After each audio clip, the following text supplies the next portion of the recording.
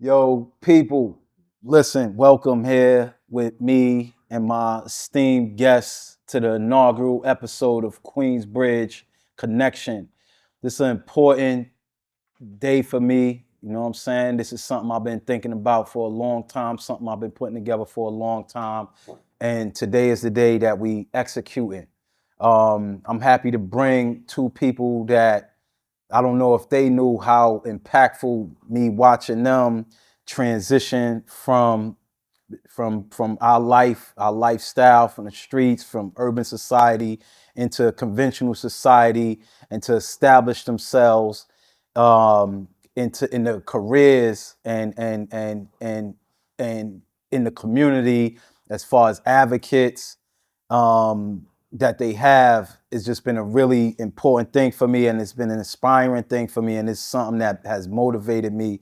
So I'm happy to bring you these two people, and I hope that this conversation will be just as impactful to you as they were on me. So this is why we here today, is to kick off this podcast, which is Queensbridge Connection, and to introduce you to these two men who, they speak for themselves from then to now. It's longevity.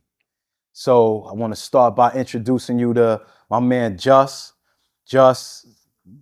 from Hamels, Far Rockaway. And I'll let him, give it up. Jus, Appreciate welcome, you. man. Thank you, man. Thank you. Obviously, appreciate you for having me. And I always consider myself a honorary Queensbridge affiliate. You know what I'm saying? Facts. Family and Queensbridge has always been love. Family. Obviously, Rain, my cousin. So been coming out here since I can remember. But appreciate you, brother. Yeah. Appreciate you for having me. My name is Jus. I'm from Far Rockaway, Hamels. And I just want to continue to add on. And obviously, my motto is just sending the elevator down, back down and continuing to build and whatever I could do to truly effectuate change in our community amongst our brothers and sisters that may need some guidance or look for some type of life source to actually point them in a direction where a lot of people are operating where they are uncertain on where they want to go. And I just want to be that testament and that example of what you can do and just be an option, right? I may not be the solution to your life, but I believe that, my life is an option or a pathway that you can actually, emulate or some ideas. So, Facts. And that's the right word, emulate. That's the right word, man. Emulate ain't necessarily copying. Emulating is seeing something and finding a way to embody those attributes within yourself. And that's something I've done my whole life too, is emulate different men that I thought embodied things that I wanted to instill in myself. And my man J-Rock, my fellow Queensbridge native, um, one of the illest names. I never met anybody named Infinite until I met you, and I've always had a reverence for your name Infinite too. You know what I'm saying? So, with no further ado, I'll let J-Rock introduce himself. I'm just happy to be here. Two great men, very impactful in my life as well. Manolo, you always been a class act as a young man growing up. Always try to steer you in the right direction or not to make the same mistakes that I did. And we wound up being co-defendants in later era in life, which was impactful in a sense because it helped change both of us. Justice, I remember when I first met him, man. We just clicked. Then we both had righteous names, and it was like one of the only friends that like being with him every day now, I'm more closer to him, right? He bright, but he forgets a lot of shit, right? He forgets it. Like people don't even know that he's not even playing, but he always will remember when I went to court. Like I don't know how you know him. Like he's one friend that obviously was away, but he used to call you. You all right? And I'll get into that a little later Yeah. as far as his analogy on what he suggested I should do, and I appreciate that. Yeah. Appreciate that. So there you go. You got those introductions. Something I want to get into right away. Again, what the purpose of this conversation and conversations I'm gonna be having in the future is to hopefully help people understand, especially people that come from the neighborhoods we come from, the communities we come from, the backgrounds we come from, the lived experiences we come from, to see like if there's a path, there's a trajectory that you could take where if things start feeling overwhelming, in that street life and all that, there's opportunities out there. And there's men like us, there's men like y'all that went through things who got a blueprint that someone can follow, someone can emulate. You know what I'm saying? Um, so just to give people some background and some understanding of, what I mean by like the communities and the lived experiences we had, just if you will, like tell us a little bit about growing up in Hamels and growing up in Far Rockaway and what it was like that kind of like took you in the direction you took as far as like going to the streets and things like that. Yeah, indeed. Family life, all that. Yeah, indeed. So, Far Rockaway is very unique in itself. It's obviously a peninsula surrounded by water on both sides. My projects is Hamels. I come from, and typical stories of growing up in these urban project communities. But growing up myself, just the many different hardships. Whether my mom experienced drug addiction, to everybody in my house not on drugs or using some form of drug, to me being incarcerated in juvenile detention from 11 years old, actually 10 years old, from Spofford to Tryon to anywhere in between. But being a product of my environment, I realized I was hurt. So I ran with a lot of anger in my heart, from the things that I was actually exposed to through my family dynamics and my structure. So, Far Rockaway was rough, man. It was a real rough area. It was extremely tough. You had to be able to, fight, right? Fight physically, emotionally, spiritually, and be, kind of like stand up for yourself. And, a lot of those things that we was actually experiencing was traumatic, right? When you think about it, when you in the midst, you don't realize like how difficult, like how rough, how hard the things we were subjected to. And not really understanding that there was anything else other than just survival. So I think about just day to day, right? And day to day was, you know, whether me stepping over someone with a needle in their arm, whether me witnessing my mom's getting high, whether me witnessing my uncle nodding out on the couch when I come in. But through it all, it was still beautiful, right? I think about my grandmother. I think about my father, like how great he was and how powerful he was in the process. So, the saying about beauty is beneath the surface, the projects are still beautiful though, right? The people, how resilient people are, how in a lot of ways is discipline. I pride myself, like I was around drugs my whole life, but I never used a drug in my life. No weed, no none of that. Like, you know what I'm saying? So when I think about that's discipline, that's some things that I could actually say like, yo, damn man, all the, the data would say that I should have been on drugs, that I should have been smoked out or strung out or whatever that looked like. Why? Because of what the things that I was exposed to. But on the flip side, there were brothers and sisters that I grew up with and their moms indulged and they was actually got strung out later on, which was kind of bizarre. But there was a sense of community growing up in the Rock, right? Hamels, specifically my projects, was very together for the most part, right? A lot of us, whether we were trauma bonding because we identify with some of the same struggles and plights, because it wasn't, we all could relate. At least one of our parents got high, right? Used some type of substance, which, we made light of that. We would joke with each other with, the antics that our parents that did get high would do, right? We would like make jokes about that. So we found a way to actually make light of that. But it built you up. It gave you some character. It gave you some discipline. It gave you a sense of belonging, a sense of unity. And it was clear from day on about how to love and how to respect, because there was checks and balances growing up out there, meaning that you had to be able to express yourself or be in a line. And if not, there was things in society that would actually check you if not. But everything that I've been able to amass, I owe it to my experience. Like I think everything was necessary, right? My experiences, this is what allowed me to have the success that I'm having in my professional life because of my instinct, because of the way that I could read a room, because of my survival, where I had to be able to understand that growing up out there. I always think about, one of my addictions early on, I used to gamble a lot, right? But my mom went in labor. I come from a gambling family. So the story is my mother went in labor with me, like winning about 3,600 at the card table. You know what I mean? So it's, you know, my grandmother was a bootlegger, right? Like this is before the liquor store would be open. You know, my grandfather was an upholstery guy, and just all of that in between. But me gambling, since I can remember, allowed me to be able to read people body language, certain things, and I apply that to my profession now. Facts. You know.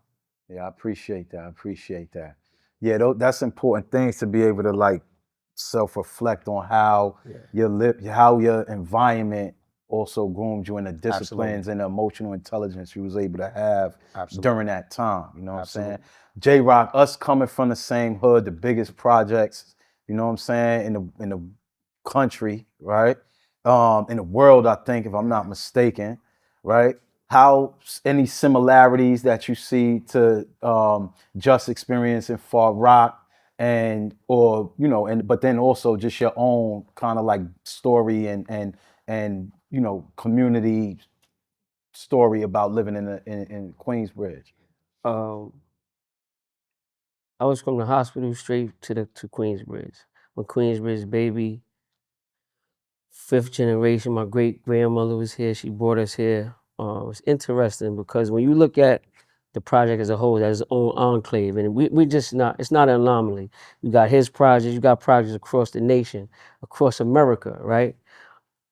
So you got the Little Italies, you got the Chinatowns. Those are enclaves. You can have a tenement block.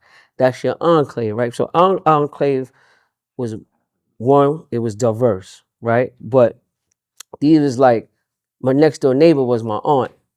You understand what I'm saying? My mother's friends was my aunt. My uncle, they always addressed me as such and treated me as such. Like we didn't have to have a babysitter because our neighbor told our mothers what we was doing with no cell phone. So going through that lived experience just from this project, right, is we dealing with dope fiends, crackheads, cokeheads, prostitutes. It was a different area in Long Island City when I grew up. So we have to pass that to go to school, but we passing that, and some of them are our relatives. But making sure that we had breakfast. You understand what I'm saying? Whether they were strung out or not. Y'all are right, or making us sure that we got up the block past them factories where they was doing what they was doing to get to school. So I will always, that kind of shaped me in a way where it's like when I got into, when the neighborhood fell to me, I always treated them as such because not only wanted they my family, like I watched them just take care of me when they was going through their pain. Justice alluded to something. Trauma bonding is a lot, and it's generational, right? You know, so we come from a generation. Our parents and their friends are trauma bonding. Me and my friends are trauma. A lot of my greatest relationships, i.e., him, we trauma bond. You know what I'm saying? Our first date, he just came on at a party, and we just connected on that level. But if you look at it in the whole, we into construction, right? So I said this to somebody the other day, and he was at this meeting, like the whole design of the projects, down to the fucking trees. Like the trees is the worst for us out breathing. Like you look at the cars, it's covered in soot. So it's like you look at that and I look at that like, damn, did they do this to us on purpose? I felt like, but also it shaped me in who I am today. The person. I watch, I got like, forget, a lot of people know the stars from our neighborhood. We got prominent people that were lawyers, that were judges. Like your block has the most concentration of firefighters that I know, black firefighters. And they not just firefighters, they chiefs and colonels, even in sanitation, like police officers. Like these is my uncles and friends and aunts. So I always, like we was a middle class neighborhood. And I think that shaped what the world sees in entertainment as well. Yeah. No, that's important, and that's a good segue to my next question, which is like, so growing up in these environments, right? What did success look like? So with this trauma, there's community, there's this family dynamic that we got growing up here, right? Being raised by each other's relatives, and like you was always a big brother to me. You know what I'm saying? Right. Even to the point where you know, while we was going through our case and I was Mhm. already up north and you was still going through your case, you was visiting me. Right. You know what I'm right, saying? So yeah, like you've always kept that relationship with me Right. growing up. You know what I'm right, saying? right, You know, until we was old enough where then I became like your peer. You know what I'm right, saying? right.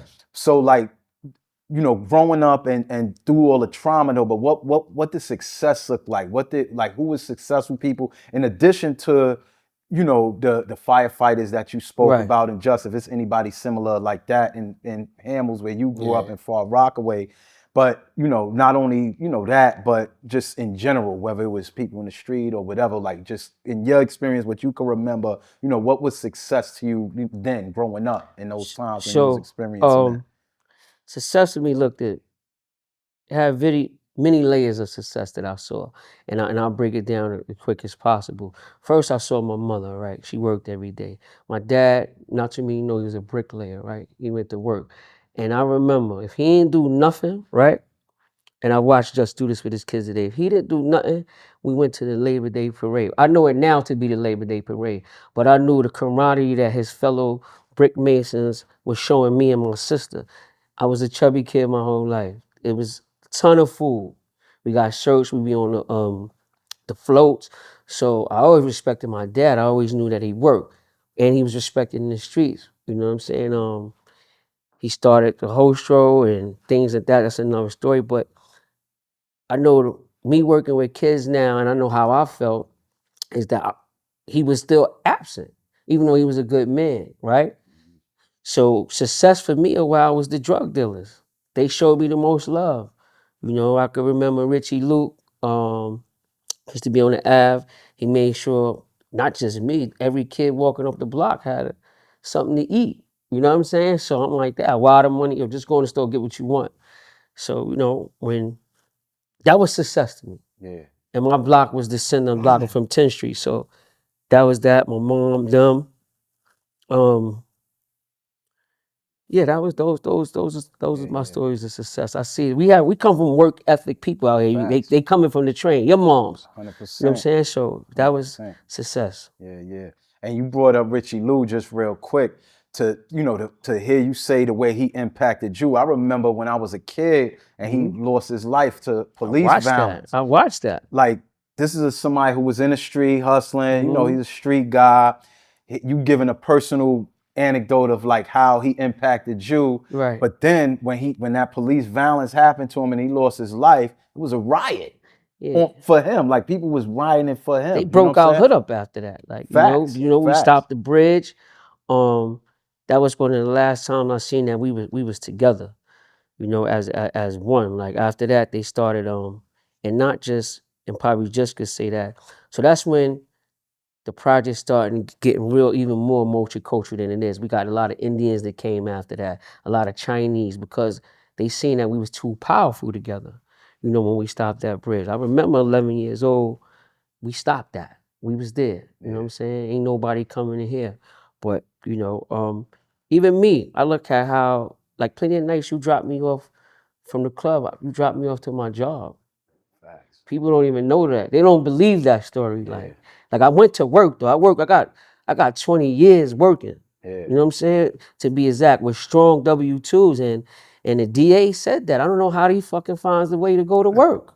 He said that. Yeah, Like, getting dropped off from Sin City. That's yeah, you know what I'm saying? We going. I knew that, and that was also my safe haven. You know, I was able to be infinite there. So Yeah. Yeah, man. Yeah. Just, what about you? What was I mean, success like for you? you know, for me, you know, one of the most things that I probably forgot to actually mention that's a part of my DNA and my makeup. I was raised in the Guards and Earth. You know, I had knowledge of self, me and my brother since birth. You know, so my father, being a prominent guard body in Queens in the city, he grew up in Jamaica.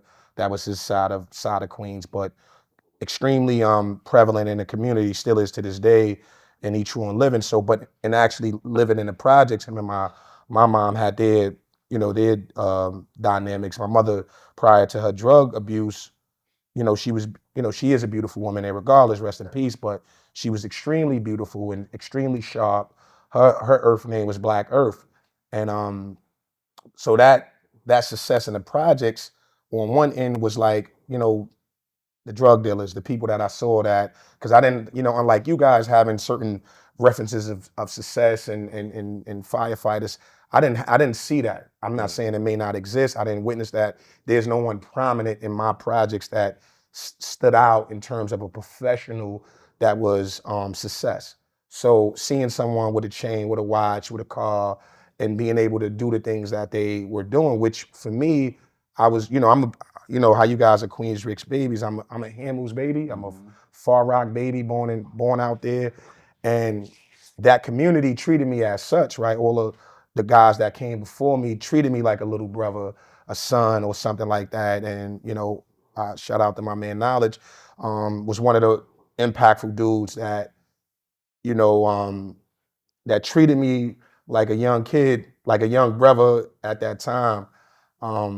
But on the flip side, going to the parliaments and going to rallies with my father, I'm seeing the guards building. That was fascinating for me because they were able to actually speak, you know, with a degree of understanding to me, and it was extremely attractive, even when I didn't truly understand my mathematics at the time. So that was like, yo, that was fascinating. Like, yo, this is sharp. So being able to be sometimes removed from the projects, whether my dad coming to actually get me and my brother, and we walking, and we had to like recite our mathematics. So when I think about it, like, I was always smart. Like, you know what I'm saying? Like, I was always smart. I was always able to read. I graduated without even though I was a bad kid, a trouble kid rather, I was always smart. And if it wasn't for my having knowledge of self and having that mathematics, so being able to, you know, go to some parliaments and witness the older guards build, and going to the show and prove, and I'm watching my pops build, and you know, being able to recite his math, that success, that you know, that was extremely attractive and impressionable about me. So that actually, that part of, obviously I embody the nation to this day. I'm true and living. But even early on, I was able to understand, you know, what it was. And, you know, speaking of which, with, you know, the cops and you know, I remember the DA said one time about me and my brother, these are educated criminals, Your Honor. Like, these guys are like, you know what I mean? Like, these ain't hoodlums. Yeah, like, these ain't you know, hoodlums. you got to be tough on them because they're smart. Like, you know what I mean? Yeah. But you know, credit to that. So but all the bad things was actually success. You know what I mean? To answer that more directly, all of those things that, because it appeared to be a part of survival, it was something that was tangible that I could touch at that time, because I didn't see other things or have a understanding about what that thing. Money was the success because that's what everybody's mission was about. Yeah. And just to your point about the guards, this a little known fact is I was guard body when I was young. Because I went through, like, you know how earlier you spoke about Spofford and all. I went through all that same shit too. I went to Lincoln Hall though. Lincoln Hall, yep. But at Lincoln Hall, Black Box from 12th Street, he like made me guard body. I forgot how it went. My name was Young God Allah. Yeah, my name's Justice You Allah. That's my birth name. Word. So that, you know, that I like, similar to what you were saying about like being smart and all that. I was always into like intellectual type shows too. Like when I was growing up, you know, like on Saturdays when you watching cartoons or whatever, like when cartoons was finished, I used to watch Like It Is. I used to watch Tavis Smiley. That's you know what I'm saying? 60 Minutes. I had to sit down and watch and it. I wasn't watching it like with understanding. I just like to see Black people in dialogue in that way. You know what I'm saying? But, you know, and I guess people used to always say like, oh, you smart or whatever. But my first time feeling empowered, like intelligent, was once I was guard body and I was doing the lessons and we was building and remembering the lessons and putting it together. You know what I'm saying? Like that was something that it influenced me. You know what I'm saying? Similar. I didn't keep it up. I didn't stay with it, but it was definitely a very meaningful experience that I had at the time, and something that like instilled a confidence in me too. Yeah, I mean, you know what I'm saying? You got to think about it at a young age. My name is Justice. My brother is Supreme. Yeah. Like, this is my big brother. I'm the baby of 3 boys, you know, so these are names that is powerful. So in terms of have actually impact, and my father like, yo, like, you God, Cypher Divine, you God, you true and living. Like, Know your power though, understand that. So what that did for me early on, it allowed me to actually have supreme confidence. So a lot of people that may not know me, they could misconstrue my confidence with arrogance.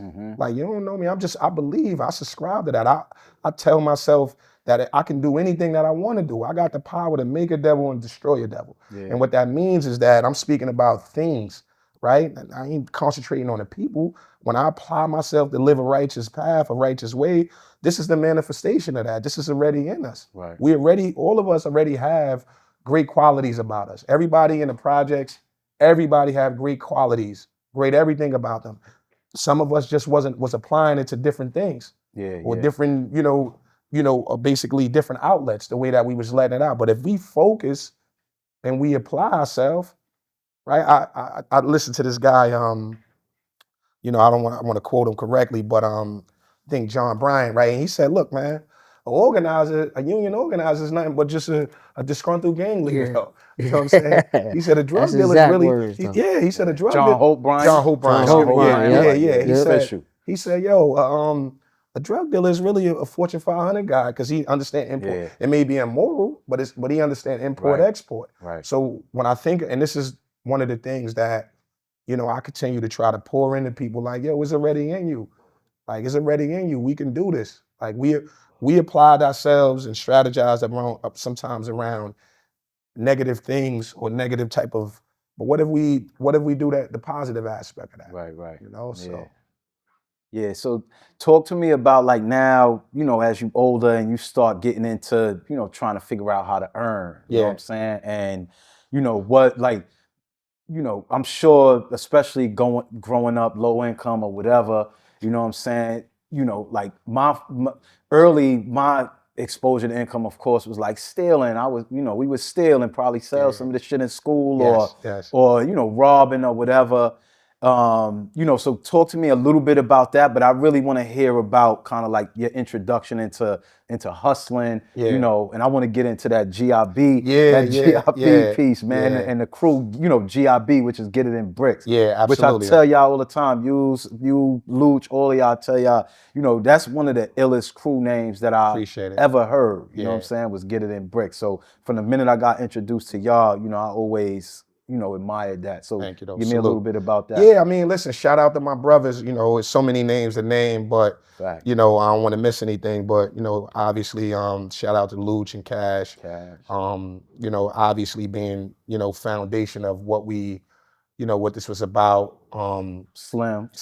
Yeah, listen, like I said, so many. So many. My man Dot carried on tradition. You know what I mean? So many of my brothers, we know what it is in terms of that. But I mentioned those names because I know both of you guys know them, right? For like, sure. so, in terms of that, so no one is left out in the spirit. But in terms of what we, so in terms of hustling, I'm gonna answer the first part. I think about, stealing was some of the first early things we did. In fact, I packed bags first, though. That was the first thing I did. I pumped gas at the dock. I used to have a job working at the bait and tackle store.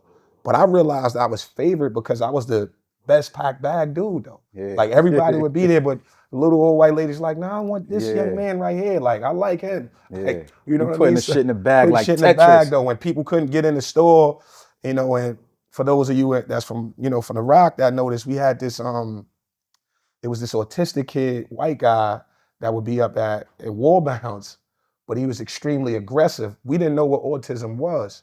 We used to think Frankie was crazy. That was his name. So he used to be chasing everybody away, though. Yeah.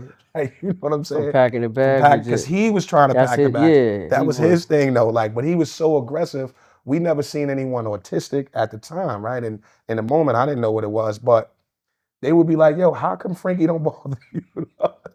But anyway, like, I'm like, man, I ain't going for this, Frank. I'm starving though, man. I don't care what you doing. But so we started packing bags. We started packing bags, pumping gas at the dock. I would caddy some golf, work at a store, at the bait and tackle store around that way. Then obviously we would go to Roosevelt Field. We would actually start to stealing the clothes and coming back. I had a little boosting moment. Shout out to my brother.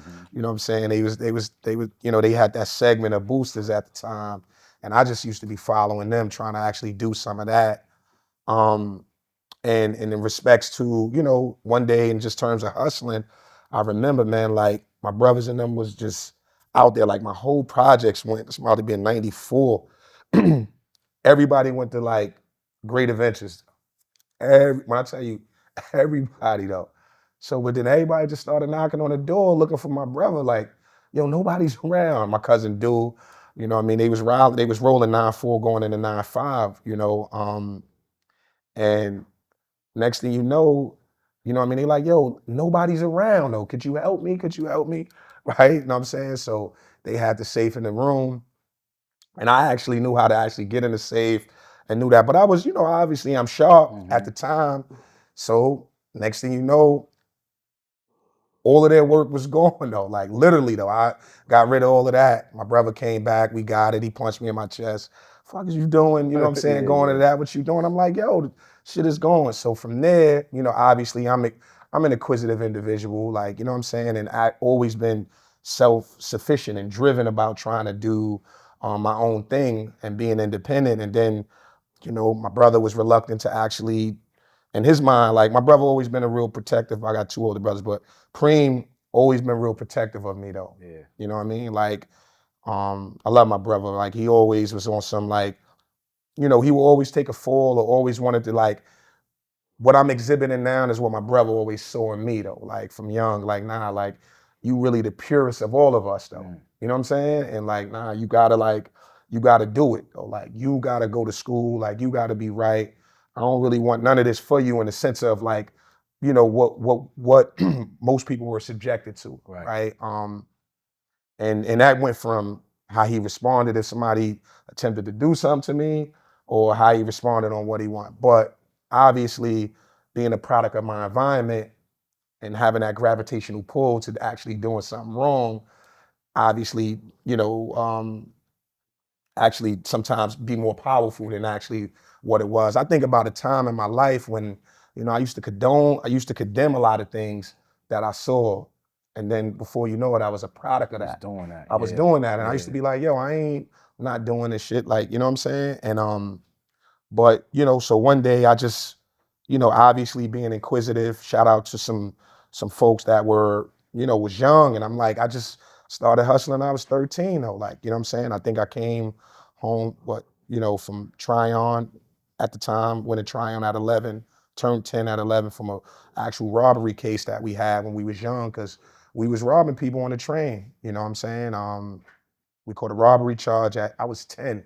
This case happened in January. I was turning 11 in February. So, and we was robbing people with BB guns, and obviously being gassed up by some older dudes at the time. We attempted to rob an undercover cop, an off-duty cop, or undercover retired cop, unbeknownst to us at the time. So we pulled out the pistol, rather the BB gun, and but you know, and when I think back, officer gave us grace though, like us being young. He's like, yo, put that away. Like, and we young, and then like the older guy came and grabbed the gun and was like, yo, nah, give it up. And the guy pulled out a pistol and shot him though. And shot him. So we on a train. This is like we pushing each other, like, you know what I'm saying, trying to get off the train. This is one of the most up close type of, you know, shooting I've been around at the time. Like, you know what I mean?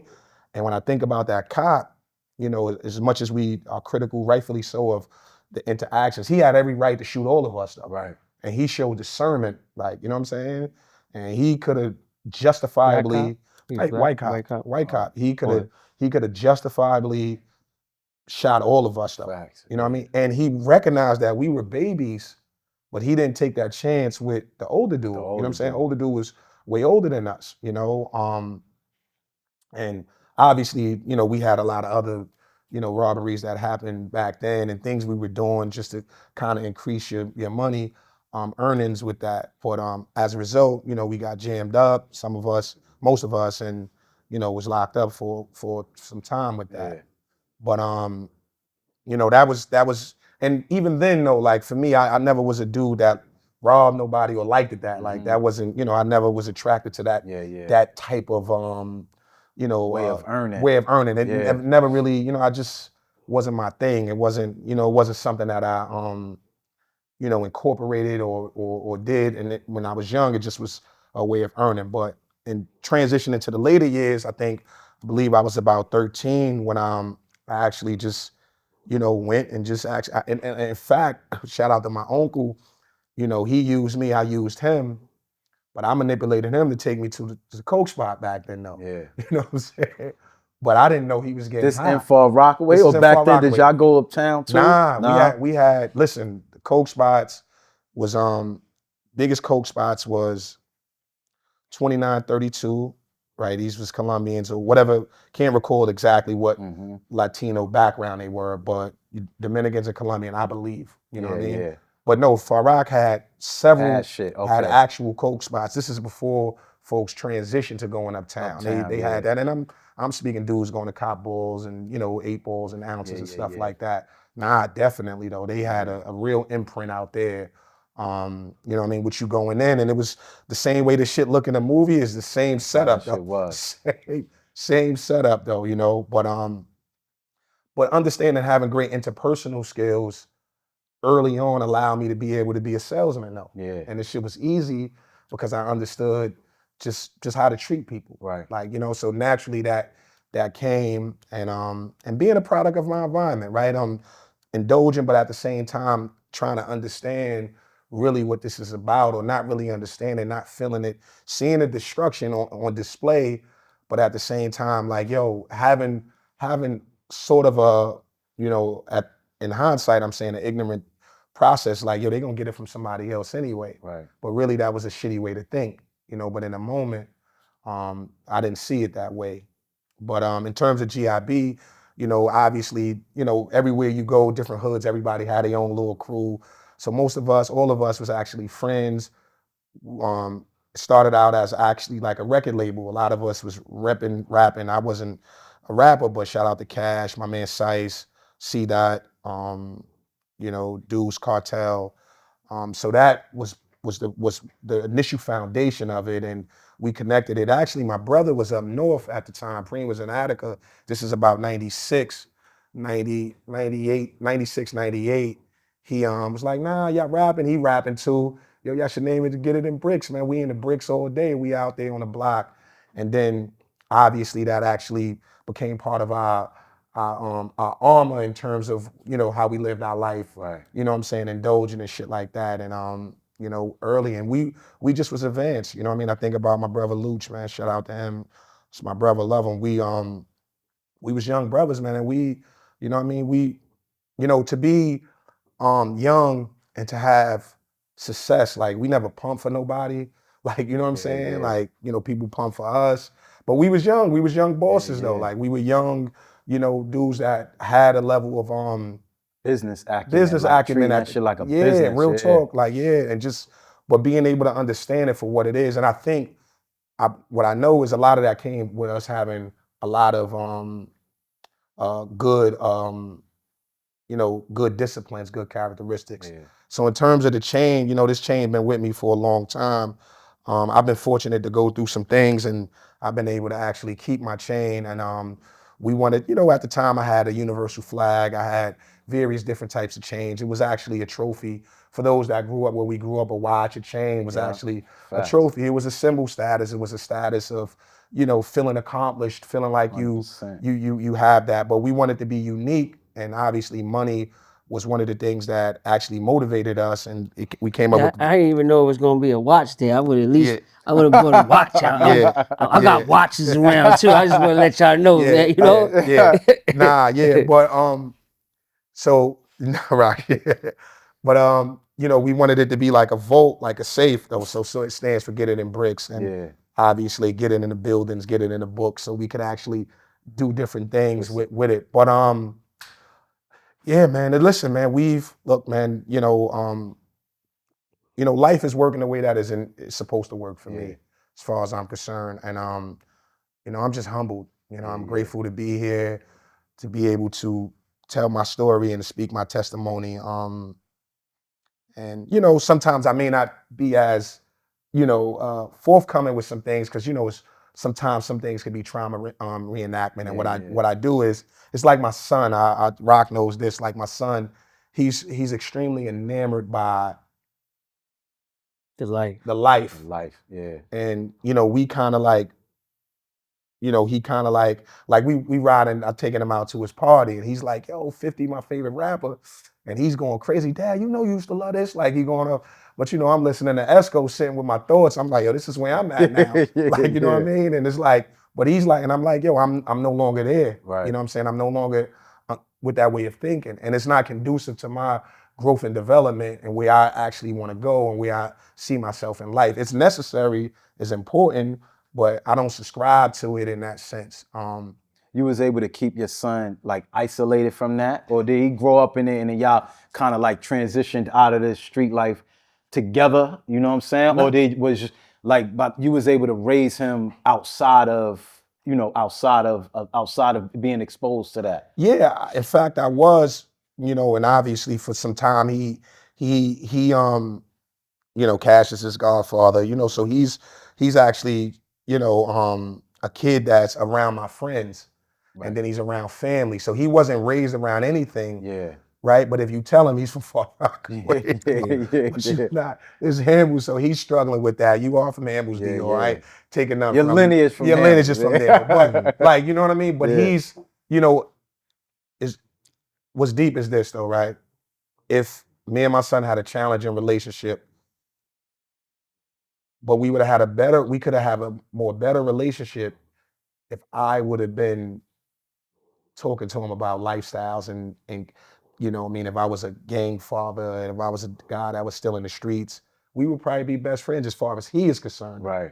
But the fact that, you know, he watched this movie, Teach Me the Game, Ghost, like he'd come with something like that. Like, what are you talking about? Nah, it's you know important. what I'm saying? You know, but yeah, man. J-Rock, same for you. Like, share a little bit with us, you know, like what it was like for you, you know, and your early exposure to, you know, earning and especially, you know, getting into hustling.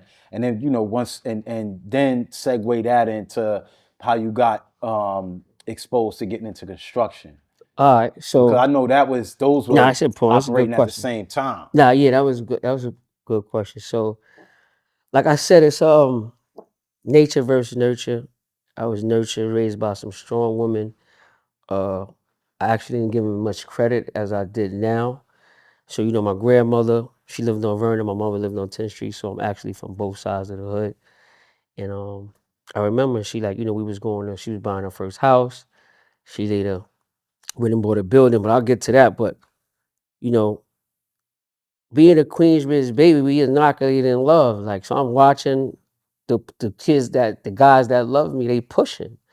They got the flyest girls, the pretty girls. They give me what I want to go to the store. All my friends, not just me. You know what I'm saying? And I want them doing that later in life. So that was my exposure. So I always knew that was good, right? But I watched my grandmother work 2 jobs, right? And my mother, right? So now I'm operating 2 lifestyles. And that's kind of what you see with me as we get a little lazy. And we'll get into that.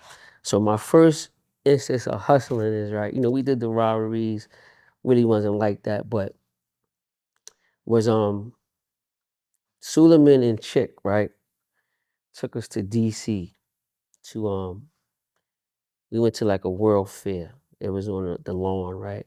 And they gave us a bag of shirts. So we selling the shirts for $5. Me and Little Black. Little Black is one of my closest friends. Very loyal dude. So I had an idea that we selling the shirts for 20 and 100. The crackers was paying for it. Pardon me, Caucasian was paying for it.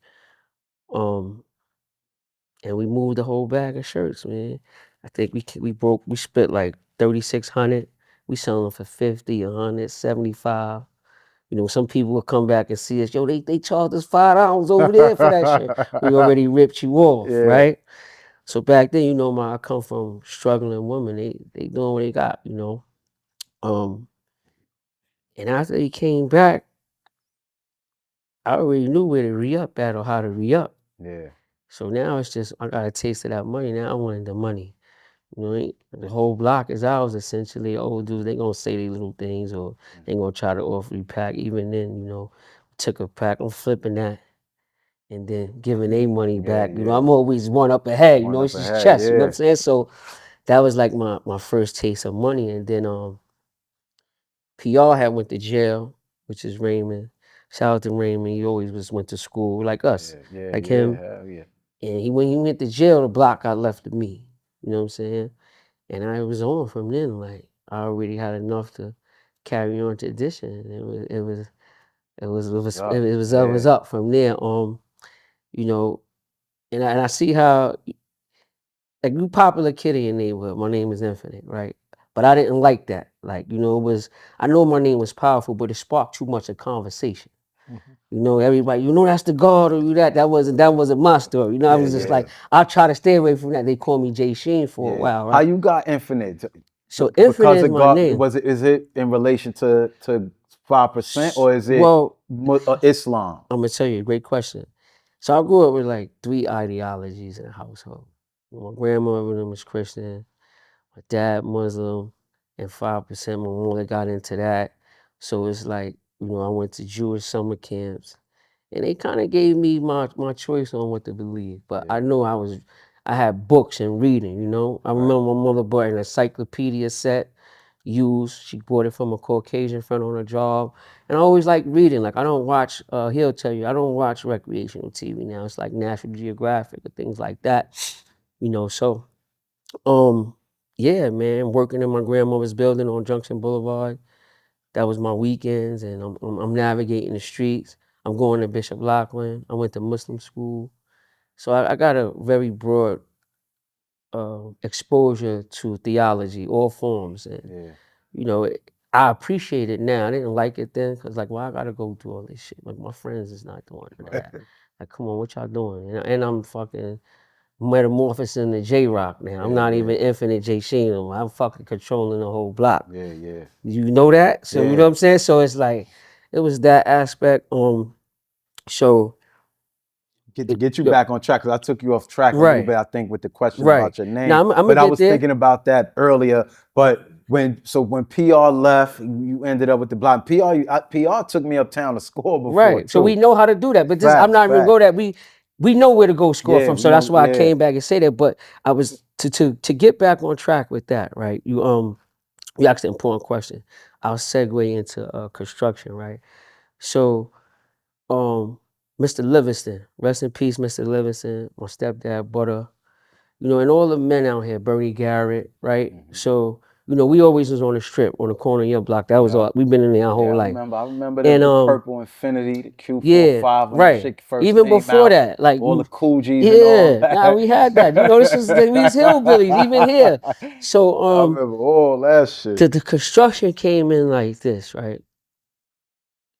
Our hood was going through what I know now was going through not only rezoning, Long Island City itself was going through rezoning, right? You see what was happening then is what you see right now. These big buildings, they just built the city on our head, right? But a lot of work was going into the projects. So Mr. Livingston, rest in peace, Butter, Carl, Chick, Bernie Garrett. I watched a conversation with some Caucasians, and Mr. Livingston had slapped them. He like, yo, man, listen, you gonna put us to work. You know what I'm saying? You in our community and we gotta work. Or we gonna burn down all these machines. And the next day everybody was working. Right? Yeah. So that was my exposure. So now we coalition. Then in Brooklyn, my pops and them is coalition, right? So I had a little exposure with that. But now this is my family out here. Right. Now they taking the jobs, right? So fast forward, I go to jail. I always knew that. You come out here to work, you're doing work out here, you hiring from within. Yeah. Now I understand reason why. So the law is a Section 3 law. It's government funds involved. They have to do that. We not asking them to do it. We tell them to do it. We just asking them to follow the law, but we forcing them to do that as far as them. So when I came home from jail, CWOP had the contracts doing the bathrooms and all the projects. And I just got in it right there. CWOP is called. Yeah. And that was my segue into construction. It was always it was a blessing because they never asked me about, my felonies and shit like that. Yeah. I didn't have to. It was like, yo, Justin might come, like, you want to work, you go work. Even then, like when I came home now, like I took the boat. First thing me and Crystal, I was her husband. I walked from here to the boat.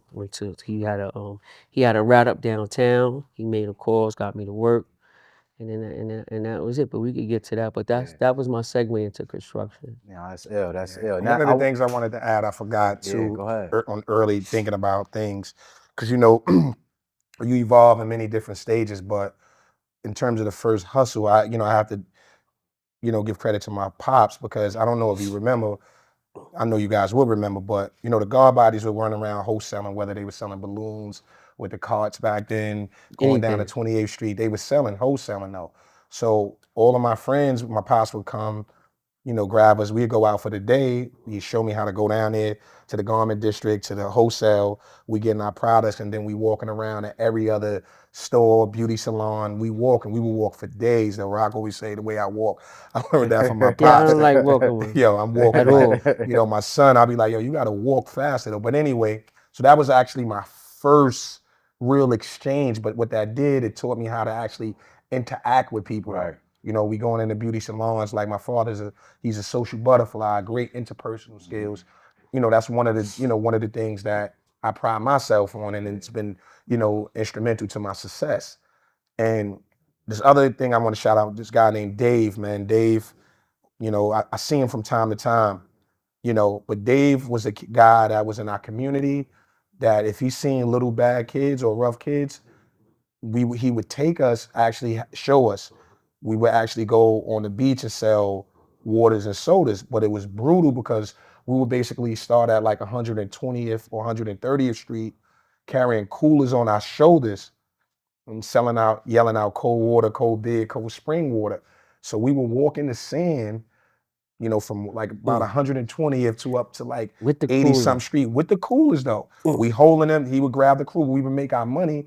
And this is what Dave, so Dave was big on that. And I still see Dave to this day. You might see him at like a Yankee Stadium day. He'd be a guy in the street selling hats. I just seen him about a month or two ago, but he was extremely instrumental with that. And that's another part of it. You learning how to communicate with people.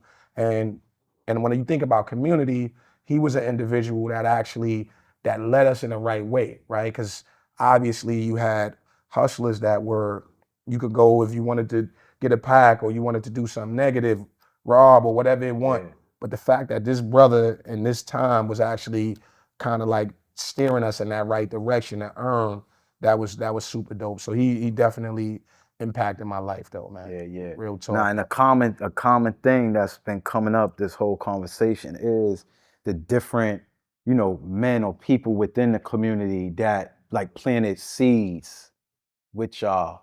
You know what I'm saying? And that's what's not happening no more. Planted seeds. That's the it's issue. not happening. And that's another reason why I wanted to do this, because I see that, or I hear when I'm speaking, when I come around the way or I'm in another hood or somewhere, a lot of young guys ain't feeling like they getting seeds planted like that. They not getting poured into. Like the generations is more separated now, it seemed like, than connected. You know what I'm saying? And, I hope that, and my goal is to build this and to hopefully be able to encourage young guys to pay attention to this and to carve out some time to get wisdom and to get these jewels that gentlemen like y'all got, that I got, and that other people got, and seek it out. You know what I'm saying? Because you need the information, you need the seeds planted. So even if you still moving around, you playing in the street, you doing whatever you're doing, as long as that seed was planted, you could always come back to it if you get the opportunity. Hopefully, you know what I'm saying. You'll have the information. But I just want to be able to give some older guys I want to push back just a little bit on that. No doubt. And I want to be able to, because I'm living this right now. My son is 23. Yeah. Right, he just turned 23 the other day, and it's challenging for me as a father that is hands-on though. Right, like I have 7 children. Like I'm hands-on with every last one of my kids. Yeah. Like I embody what a father look like. Facts. Right, but even then it's frustrating for me with my son, because he's going opposite of what, in terms of the spirit, right? He's a good kid, but is a resistance. Yeah. So they are impressed about this social media age and all of this stuff. And I'm like, yo, bro, you're the only male in my life that didn't play from behind. So you have the world, at your disposal. So what happens is, so now Imagine an older brother trying to connect with someone that's not theirs. It's not theirs. That's fact. You know what I mean? It's difficult. So I want to give Yeah, I some agree with brothers that too, some yeah. little grace because, you know, I tell my son he's on the job site. I brought him in my union because he didn't realize where he wanted to go. And listen, you gonna come here then? Yeah. You got to work. So he's working on a night shift, and he liked it the night shift, right? And I'm like, it's cool, but I prefer you should work in the morning. I just think it's I think it's a better discipline. Anyway, so he had a little struggle on this particular site. And he tells me that, you know, the guys say to him, like, yo, you too arrogant, right? And I'm like, Just, but why would they say that? He's like, nah, because the guy asked me to do something, and I respond, yo, this ain't my first rodeo. So I'm like, that's the problem. But yet you got the drill bit stuck in the concrete, Yeah. and you can't get it out. Yeah. See, you But know, I must cut you off a little bit there. Just this my brother. I love him. And we talk like this, and watching him go through these tensions with little Just is interesting, right? Because I could put myself in little Just shoes, right? You know, and he, like he said, he's a hands-on dad. Man's man, got 7 children. He's in every one of their lives, and that's important, right? And like a lot of people don't know, as far as my great construction career, I work a lot with kids for the last 3-4 years with children. That's right. Which I got in it through him, and it's the common denominator with that is no dads around, right? And I'm gonna Facts. circle back Facts. to him and his son, right? So, you know, a lot of them see me running around with the stars of Queensbridge, and they be like, yo, you was that guy on there. But I try to always segue them in a way back to working. Like even Left Pops work housing while he's pumping, man, make sure you save your money. Make sure you do this. Make sure you do that, right? And it's not, we're pouring into them, but you gotta be able to reach them where they're at. And I think Just is kind of hard on little Just at times because he know what he could face if he slip up. And I will never get in between that as his dad, but I'll try to tell Just you got to tackle it different. Yeah. You know, so we give a lot of speeches to youth, and I ask like one question. I'll start it off, and it's like dare to be different. Like you got to dare to separate yourself, man. You know what I'm saying? You got to be the kid. Like we got plenty of friends that walk past the trains with the corny kids is just doing a lot now, right? They all missing one thing, and they all it's like the gravitational pull on the internet is unmatched. It's unmatched, Like the yeah. people that That's heavy. created it see how their kids was affected by it and is Yeah. going through that right now, Yeah. right? So it's just, you know, I would ask for patience. We needed patience, right? We needed patience. We needed understanding and wisdom. So watching him go through that tension, it's frustrating for him. You know, we talk, it's my brother. And it's just, it's in a good space, but some of the things we have to learn on our own. Yeah. Right. Now, but I just want to add, right? I think that understanding something and agreeing with it is 2 different things, you know. And it's important for me, right? Every day, like I always say, like not only that, you know, I have 7 children, 6 of my children live with me though. Yeah. Like, you know what I'm saying? Like reside with me. Like this is, you know, my oldest daughter is married Yeah. and having her 3rd child, right? You know what I mean? But so, and there was a point where she lived with me as well. So I'm not just, it's just not rhetoric, but what happens is I'm telling my son, and this is part of what I think my kids heal me, so I'm able to heal myself, right? But at the same time, your ways and actions might be trauma for me, trauma reenactment, the way that you talk, the way that you move, and the communication. So I'm also growing and evolving as a person. Right. And if it's like a brother might try to talk to a young brother, and the dude say to him like, "Yo, get the fuck out my face," right? So now you growing to be able to like not respond to that though, but it's triggering to you though. Yeah. Yeah.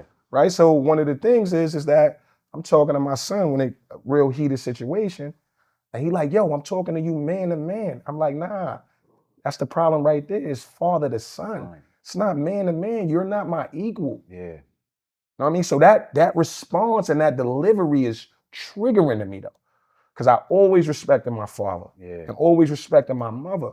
No matter what. My mom's, and it was rough. My mom's done pawned watches and chains and different things like that through her trouble. She's a beautiful woman. I'm saying, even with that, I never disrespected my mother. And Yeah. obviously she wasn't no sucker neither though. Yeah, But yeah.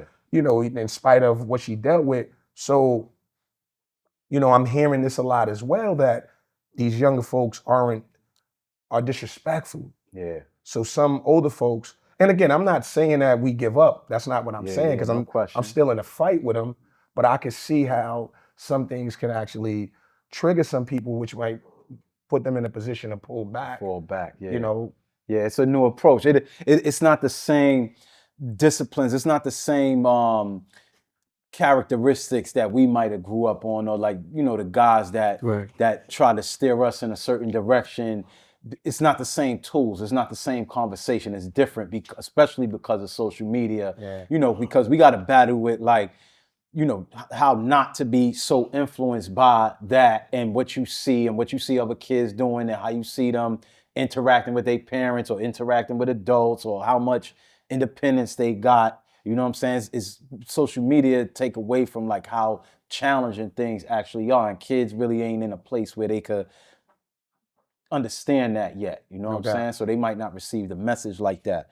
With your son in a union, what's something that because I want y'all to share, you know, with the public, like, when y'all got into the union and y'all work with LAUNA and all that, you know what I'm saying, which is a national, you know, international, Yes. You know, labor union. Yes. You know what I'm saying? So, you know, how did y'all end up getting to work internationally, like to doing that advocacy? That's advocacy, working with LAUNA? We're in leadership roles. In leadership roles, right. Yes, yes. How did y'all end up getting into those spaces, Yes. right? And, you know, what would you say to young people to encourage them to take careers in the, you know, in the construction field like field, that, yeah. in the blue collar field? You know what I'm saying? Yeah, So I'm gonna go first. Oh yeah, we both excited to go first. We do this speech. This is what we do, right? But This is I do my first, and then because it's really like, Yeah. and you'll see why I always go first now. You know what I'm saying? So, the question you asked is very important, because, like, we just finished talking about nature and nurture and environment, right? You know, I was like a follower, but I was the leader, right? If that makes sense to you. Meaning, like, I come from a good family, come from a good neighborhood. It was shit going on, but we was protected. But if we was living in Long Island, I probably would have been a doctor or a lawyer or a litigator, or what we was around, right? Yeah. I was here because of that. I still went to great schools. I could speak well. I know how to speak the hood language. So I got in the union first through, like, the question you asked before, you know, the coalition and things like that. My first thing, right? And I was kind of disappointed with how jobs was distributed in the union. You know, we didn't work that much, or it's really, I know that is what you really put in as well.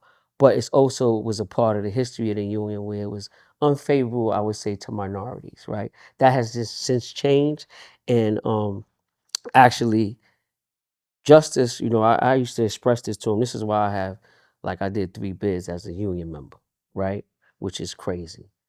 Which is fucking crazy, actually, if you look at it. Like, I'm telling you this on this camera. It's fucking crazy. It's beyond, you know what I'm saying? But so I'm living 2 lives. I'm navigating street life. We selling hella drugs, and I'm working though. I always knew that this day would come, right? Like, I knew that I would have to have an end game, right? So I went to work, but I was still like, I didn't like how how it worked, the process of getting jobs, the longevity of our jobs. It was a disparity, right? So Just was like, yo, you got to be the difference you want to be. It's his exact words, and that shit kind of stuck with me, right? Because although, you know, and I'm not going to tell his story, he will. He's his person in his own hood. You know, he has his. We did business together. All of us here, we did business together. I don't like to glorify that life. I don't hide it. You know what I'm saying? It was a part of our life. You know, we was elite in our age groups in our city, respectively from Queens. Um, you know, and me on the other half, I still had the union though. So I'm going to work. Like, it kind of helped me in with my case, because they like, yo, how you have a job? You made 90,000, you made 120,000 a year, but we got you as a part of this big drug organization as well. You know what I'm saying? So, but to Just point, when he said that, right, it wasn't long, and he's long-winded. It was short, and it was like almost like a dagger, but it was like telling me, listen, you responsible for you. in a nice way. You know what I'm saying? Like you gotta be the change you wanted to be, right?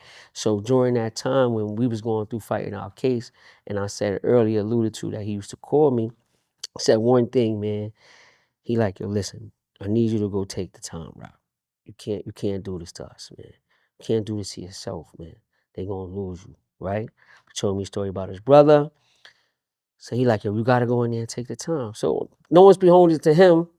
If I would have took the time the day he said it, I wouldn't have did as much time as I did, right? Yeah. So I was being stubborn because I had some money. We're gonna throw all the money at it. And I was angry, right? So he called me, we're gonna take the time. So I told him to take it. Monday they wanted to give me a year more, right? So I wound up taking the time. So he said, yo, listen, man, I'm gonna be powerful when you come home. So you're gonna come home, we're already in union, we're gonna take this shit up, right? It's like, all right, you know what I'm saying? He would call, he always kept his phone on for me, or, you know, I three-way with him, and it was like this, and he like, yo, man, we on track, man, things is going good. So he's progressing, Yeah. you know what I'm saying? But he's telling me, like, don't forget what I told you, you know what I'm saying? So, and like I said, when I came home, first day I went to see him, I went to work, you know, always kept me working 2 jobs, and it was like, now we starting to be, he's already embodied the change that he asked me to be, right? So it was already easy to me because we dealing with coalition out here. I know the lingo, I know the law. I'm already so hella drugs, so I'm a people person. And it just segues to where we at now. So I'll let him finish and then we can come full circle. I mean, for me, man, you know, this is one of the most exciting parts of my life, and obviously for my brother as well, because we wrestling around with who to go. You listen, man. I want to say before I even get into it, man, the union transformed my life, and you know, having a purpose is it drives us though, right? It's like goals, like yo, I'm saving to get this, I'm saving to get that. It's purposeful though. But my story in terms of the union, I'm a first generation, you know, union member. I never knew anything about unions. I started out working non-union plumbing. Shout out to my man Mega that got me the job. And at that time, I'm like, yo, you know what? I'm just trying to figure out what is it that I want to do. I really didn't understand what I wanted to do, but I knew what I wasn't going to do. Yeah. And I just was on this path of just trying to figure it out. So at the time, just having a job was good enough, right? It was a change. It was something that actually put me in a space of, yo, this is where I'm at. But as we know, you know, learning the young of us, we never gonna just settle because now we start learning the game, we start understanding that. So I'm like, yo, let me I'm working non-union, so I'm making about $13 an hour at the time. So when I learned about the plumbers union, the steam fitters union, they making $65 an hour. So I'm like, they making $65 an hour. Like, yo, this shit ain't even rocket science. Yeah. It's where I need to be. That's the type of person I am. Yeah. And shout out to, you know, the guy Pete with the company I was working for. He was a nice guy, but I need to take this on a hop. So I applied for the plumbers union, the steam fitters union, and the elevators union at the time. Went on these interviews, passed aptitude tests. I didn't get a response. And then when I started inquiring more about the union world, those particular unions at the time, you know, probably still is, right? I'm not defending, you know, what I'm about to say, but they were PWs, right? They were predominantly white unions, Yeah. right? Which, you know, has a connotation to it that is not inclusive to people that look like me. So, you know, I didn't really understand the magnitude, so I just went back, resuming what I was doing, and also, man, maybe I can open a business. But my wheels are turning now, even working plumbing. So one day I'm up in Harlem, like the shop was in the Bronx and moved to Harlem. So I see a childhood friend of mine that's from the Rock, not from my hood, my son Thug. He's working, and I see him. I ain't see him because he just did a stretch, you know, for a situation. And I see him, I'm unloading pipe. And he like, yo, I'm like, yo, what up, boy? What's good? He's like, yo, I'm an apprentice, I'm in a union. And I'm like, man, fuck the union. No. I went for that shit, man. Fuck that shit. Right? Not knowing what union he was in. So he like, nah, what you mean? I'm like, yo, man, I went in and tried to get in them unions. They ain't hiring. He like, nah, 79 is hiring with us. He's like, yo, they fucking with us. He go like this. So that's code word for saying, yo, they fucking with black people though. Yeah. So I'm like, nah, but at the time, I didn't even know what a labor was. So I'm like, what is a labor? What do we, it wasn't a real defined, you know, scope of work associated to the word labor. Right. So I'm like, what they do? He's like, yo, we do demolition, we do, GC, we do, fireproof. And he was just giving me a whole rundown. I'm like, word. He's like, nah, bro, this shit is lit. Like, yo, there's a lot of people that look like us in there. I'm like, word. So he let me know when the recruitment coming. Now, at this time, they did an online recruitment. So I wasn't able to actually take off of work to do this, but shout out to my wife, my beautiful wife. She was actually able to actually complete my application online. You know what I'm saying? She was able to do that while I'm actually working. Still working. Yeah, so I got a number day. My man Thug wrote a letter of support. I went for the interview. I went on the interview. Timmy Warrington, I just want to give him a shout out. If I interviewed on a Tuesday, he called me Thursday to start. You know what I'm saying? So I get into the union. So it's a first, so the way our union is structured, you got to do 3 weeks of unpaid training, right? Which you do some conditioning, you do some, a lot of the prerequisites to actually see if you build for it, whether you build for it is built for you or whatever it is. Because my thing is everybody can, this ain't for everybody, but everybody can do it. Right. You know what I mean? And at the time, people would qualify and disqualify themselves. So the 3 weeks was intense, right? Because it's new, it's challenging, right? So I go through that. I had one little issue in my 3-week training, and obviously I was this close with getting kicked out. And at the time, it was a young lady that was actually being, she was a little more of aggressive. She's not presenting herself like a young lady.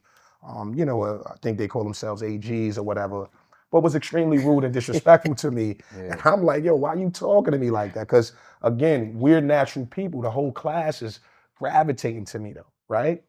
To the point where even dudes that's my guys that was in my class, people be like, yo, you asking mad questions though, but they don't know me though. Right. But they don't know me like, yo, you asking mad questions. Yo, let's just go on. Yo, facts that. Yo, he talk too much, all of this type of stuff. But little did they know anybody that came into class, I'm asking on how did they go through their process, what steps they took. Mm-hmm. I'm long-winded, but it's a method to what I'm asking though. So I'm asking these individuals that I'm doing my 3-week training. We complete that 3-week training. After you complete that 3-week training, that's a prerequisite to start your actual apprenticeship program. Then you're actually going to be dispatched to a job. And the jobs that you could be dispatched to is unpredictable. What do unpredictable look like? You could be sent out at night to a demolition job, which is one of the requirements of your apprenticeship in the beginning. You will be getting sent to a 6-hour demo job. You're working from 3 to 7 or 12 to 2, which in some aspects could be a little discouraging though, Yeah.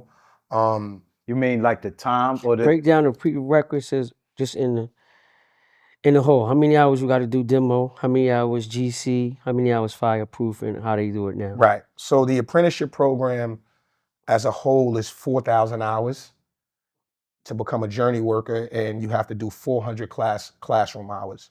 But when you first start out, you have to do 10 short-term demos. That's what they call. That's a requirement. That's sort of like your community service. Why? Because demolition is one of the areas of work that we do, but because most demo happen at night. It happen in hours that people are not sleeping overnight. You renovating an office building. So you might get called from a company like Liberty Justice. Hey, we need you to get to 335 Madison. The company is Liberty. It's demolition. When you get there, the job, you starting at 6 o'clock, but the job is over at 9. Yeah. So that's a requirement. But some people could get a little discouraged. You could actually get caught up in that wheel or that cycle. But once you complete 10 of those short-term demos, you can actually check yourself off of the short-term demo list. So now you go through the apprenticeship program, you have to complete classroom hours to do some training and do your work hours though. So every 1,000 hours you actually get a raise. So you started out at the time I started, I believe we was making $20 an hour that was in a check, and every 1,000 hour you get every 1,000 hour, you Yeah. get a raise until you become a 4th year. So throughout my apprenticeship, I'm gonna just truncate it a little bit. I flew through my apprenticeship program, right? So, and being the hustler that I was taking classes when I wasn't assigned classes. So I was done with my classes. So if I'm working at night, I'm coming to take a class. So they like, you're not even scheduled, but y'all said we could sign up. Right. So I'm done with that. I'm running through my classes. So throughout my apprenticeship program, I'm active in the union. I'm doing things. I'm actually going to rallies, going to picket lines, knowing the e-board, understanding the powers in my union, which obviously what that does is you learn that people is also watching and paying attention to you, right? So I'm making a name for myself in my union throughout my apprenticeship program. So the director of organizing at the time, I could tell his name is Chaz, man. I salute that guy, gave me my start, man. I could tell he saw a liking in me as an apprentice. So there were things that, you had to, you accomplish. I went and did 10-day training, organizing trainers, even as an apprentice, but I'm batting 1,000. So I'm actually working, I'm just connect this to leadership. I'm working in the field. I turn to journey work. I become a foreman, a shop steward, all at the same time. I get a call from the union, just like, hey, we want you to come down and interview to be an organizer. So I'm working at the Hudson Yards at the time. I'm like, yo, I just finally made some money as a lead guy. My foreman that gave me that opportunity, his name's Steve Fabiani. And I'm like, yo, Steve, the local want me to come and interview, right? To come work for them. And he was like, yo, man, I don't want to lose you, man. I need smart guys or whatever. Yeah. So I'm like, yo, I'm finally making some money, the overtime money, and then now I get this opportunity. So I remember I get my suit on, I go and I go to the interview. I leave the job site, walk up the block, go for the interview. Now, in the interview, they like, yo, do you know everybody that's here? Absolutely, though. You know what I mean? Why would you take this job if you're going to make less than what you're making now? Well, this is what I want. So I'm the fastest person that completed this apprenticeship program to be hired as a leader, though. Wow. As a union rep. You know what I mean? Yeah. But I credit the hustler spirit to what that actually gave me that motivation and that drive. Yeah, and all them interpersonal skills. And those are things you think was transferable from being in the street absolutely to being able to 100%. Utilize it. You see that 100% was transferable like that. Being able to show discernment, being able to understand how to communicate, how to talk, when to do this. So and it's been great ever since, man. I've been able to serve in many different capacities as a result. I got, 2 promotions from that, right? And just continuing to elevate. And not to say that there's no, there weren't any, struggles or any type of roadblocks, or rather not roadblocks or things that was thrown in the streets. But again, you have to be able to understand and keep your eyes on the prize. But listen, man, what I say to these young men and women, I tell my son, you 22 years old, you didn't want to go to college, but you making $45 in your check. This is in your check. Yeah. What's the total package? Total package. The total package is about 72 now. No, 80, 82. That's entry 50. level. I was going to ask about journeyman. Journeyman. Right. Is journeyman considered an entry level position, or that? No, apprentice 1 year. Apprentice is 1 year. That's entry level. First entry level. And what's the every 1,000 hours you get a raise. That? Like what can somebody? So it's expect? different. Like for me, my entry level was 17. I believe his entry level was like 21. Yeah, right you know now. What I'm saying? Because I was in before him. Like I got 20 and he might got like 15 or 14, something like that. Yeah. But like I said, like I watched what he was able to do with the union, and was like, oh wow, this is easy. Like once I took my craft serious, like I wasn't lazy. I went to work. Like I went from the club to work. Yeah. So, and I wanted my degree. I wanted it in construction management, actually, but I wound up getting a degree in labor because it coincided with more in the lines of what the union was. I was still thinking about the field. But you can't beat the 80, and we about to get a raise. So it's like an $84 package it's going to be. You know what I'm saying? Total package. We on a salary, so it's a totally different thing. But in the field, it was like, I could remember if I got fucked up in the street, I'm going to buy a brick with no problem because Yeah, that's the yeah. first thing I'm going to do, you know. Yeah. So it's Facts. like, you know, that was my thing. Like, so I no longer indulge in them things, you know. I go around changing lives, actually community lives. Because when you help the people that's causing the trouble in the community, and these is not crimes of passion. Like we never did crimes of passion. It's crimes of survival. So we go to community, we could say Browns, we could pick any community in the city. And it's like you go to here and I step to them like, yo, listen, man, y'all wanna work? Listen, this is what you gotta do. You know, I talk to the TA association heads because they have the power without forcing these developers and contractors to put the people to work. We don't have to force them as community people like me, you, and Just say they come to our community, we got to run down on them. That Right. still happens, but now we just use the TA to run down on them professionally. Like, yo, Right, listen, y'all bid X, Y, and Z. Say this job in Queensbridge is 200 million, right? 30% of that must come to the community. And what me and Just combat is like, we call it the gray area. So say you got the Manolo, you got the contract. You'll come in here, you'll train 40 people, and it'd be like, you require, your requirement is almost met, right? Because you might have somebody doing clerical work, you train some people, you might put 2 people to work, but we want more than that. Like, you just got 200-300 million from the government. Yeah. We want you to do more. Are So young that's people important, man. are young people embracing those opportunities that y'all advocating for? Like, are y'all getting the numbers to where, you know, young guys from around the way or in the community, or you know, young black men from the urban communities, are they going into the It's a field, fight. or is Yeah. it Yeah. a I think I, challenge? yeah. And another question I wanted to ask too, on top of that, before we move on, is like, what separates someone who grows in the industry and someone who plateaus? So when you look at it, so first and foremost though, like every young black man, Hispanic man, anyone that grew up in urban city, I'm telling you though, like I'm the first homeowner out my mother's side of the family. You understand? The reason that I may wear a watch or a chain in times just to be able to say, yo, and I'm squared up. Yeah, I don't do nothing wrong though. You understand? yeah, And I ain't missing a beat in terms of what the things that I travel immensely. I take care of my family, my bills are paid. I'm living my life. You understand? But the unions are the way. And I'm talking, so when you look at, we're doing this with a laborer's salary, right? And there are higher paid trades. You know what I mean? You look at what, the elevator mechanics is doing the recruitment. They on the Forbes list. These dudes is making $60, $70 in their check. Steam fitters, plumbers, HVAC techs. You look at welders is up there. electricians, all of them. All of them, Listen, yeah. listen, the labor union was the last union to actually be organized though. This is why we're the most diverse, because the foundation of the labor union was we were a group of people that nobody else wanted, right? Right. You know what I mean? Irish, folks that came before us, but back in the history of understanding Irish no need to apply, Italians, different things like that. So the labor union was formed. Our labor union, we were hard carriers though. We're mason tenders.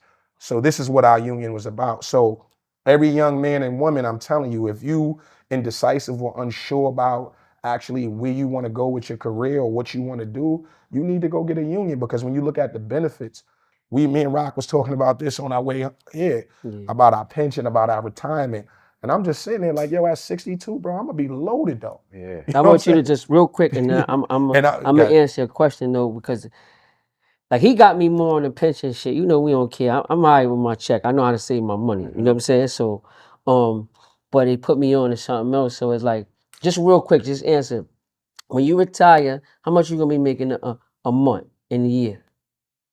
in a year, No, or how much you gonna be making a month? The well, conversation we just if I had. retire at 64 on the track that I'm on right now, Right. I would be bringing home, and this is not Social Security, None of this is that. not a Savings. 401k, Right. this is not none of that. Just with my pensions Pension. alone, I would be bringing home $20,000 a month. So that's roughly Crazy. 220 a year at That's retirement, right? Yeah. you know what I mean? So That's to the track that I'm Yeah. on. right. So Facts. That's ill. to like the And I just want to say this just to answer Pace, questions directly. So the entry level is apprenticeship program. You know what I mean? That's entry level. And when a person graduate, their apprenticeship, then they journey out to become a journey worker, and that's where they make their journey worker wage. And every union has a different scale on what. So for example, when I started, or what I think our rate right now as a starting apprentice is $21. That's just in the check. But the total package is more, meaning your annuity, your benefits, your pension, your vacation check, all of that is included. So when you hear the number, you know, in it's union jargon, you hear people say, yo, my total package is $82, $116, right? But what I'm seeing in the check, $62, $35, $42 in the check. So you will hear that term. But what that means is some people, some unions, most unions, I would say, construction unions have an annuity. So our annuity is set up with $8 of our money is actually went to annuity, which is actually being in the market. Yeah, that's automatic. That's automatic. And what that is your another form of your retirement fund, emergency fund. If you want to pay for your children college, if you want to purchase your home, you just could tap into that. So a person that works a full year, they could average about $18,000 in their union, in their annuity, right? And that's just actually 40 hours. 40 hours a week, right? Not even doing overtime, because it's every hour you work, you actually contribute to that. And that annuity money is getting compounded through the market. Like they invest in it, somebody you get from percentage of that. Right, they invest in that for you. Absolutely, and you look that up, you could check that up. Right. You have a hardship, you out of work, you have some, you know, unfortunate circumstances, you can actually, you know, access that. Right. Obviously doing that. And then you become a journey worker. It's penalties and all that for tapping into it, so or like fees. I just learned the hard way of that. So not not necessarily so it's penalties, not penalties in a sense, but it's taxes. Tax right. penalties. So you're not penalized. 10%. Right. You're not penalized, but it's income though. Is the annuity the same as a 401k, or that's separate? So, that's separate though. So you don't get. Well, I'll unpack that a little. So you get your annuity. That's just as a regular mason tenant. We mason tenants and demolition specialists, right? If you become on staff, or when you become on staff, you have the opportunity to go take out for a 401k. And the local, which is our local organization, they match it. But where I work at, I work for the international, they don't match it. So it's just different variances of that. Right. So it's not a part of that. But even without that, the $80 total package, you still, right? You know, it's like I owe everything that I have to the union, right? You know, they never asked me how many felonies I got. I got a property big as our block, literally. You know what I'm saying? But I want to bring light to what we do. You asked a lot of questions, right? So I took over a lot of the work that Justice used to do because he moved up, right? So now I'm combating privatization. What's your current title, J-Rock, at LaUna? LaUna, I work for Lesson, which is the management side of LaUna. Labor's Local 79, right? The big international is the umbrella. I work for them under a formal organization called Lesson. And which is what about you? What's your So I work for the Mason Tenders District Council, so I'm a field rep. So I used to work for Lesson directly as a director, which is the labor management arm. So with Rock, he represents the contractors as well as the members, right? But it's the nonprofit trust of the laborers, right? It's basically separate. Then I work directly for the local, right? Which I was a market development rep. And now I work for the district council, which I had got a promotion last year, and I'm a field rep working directly under the business manager.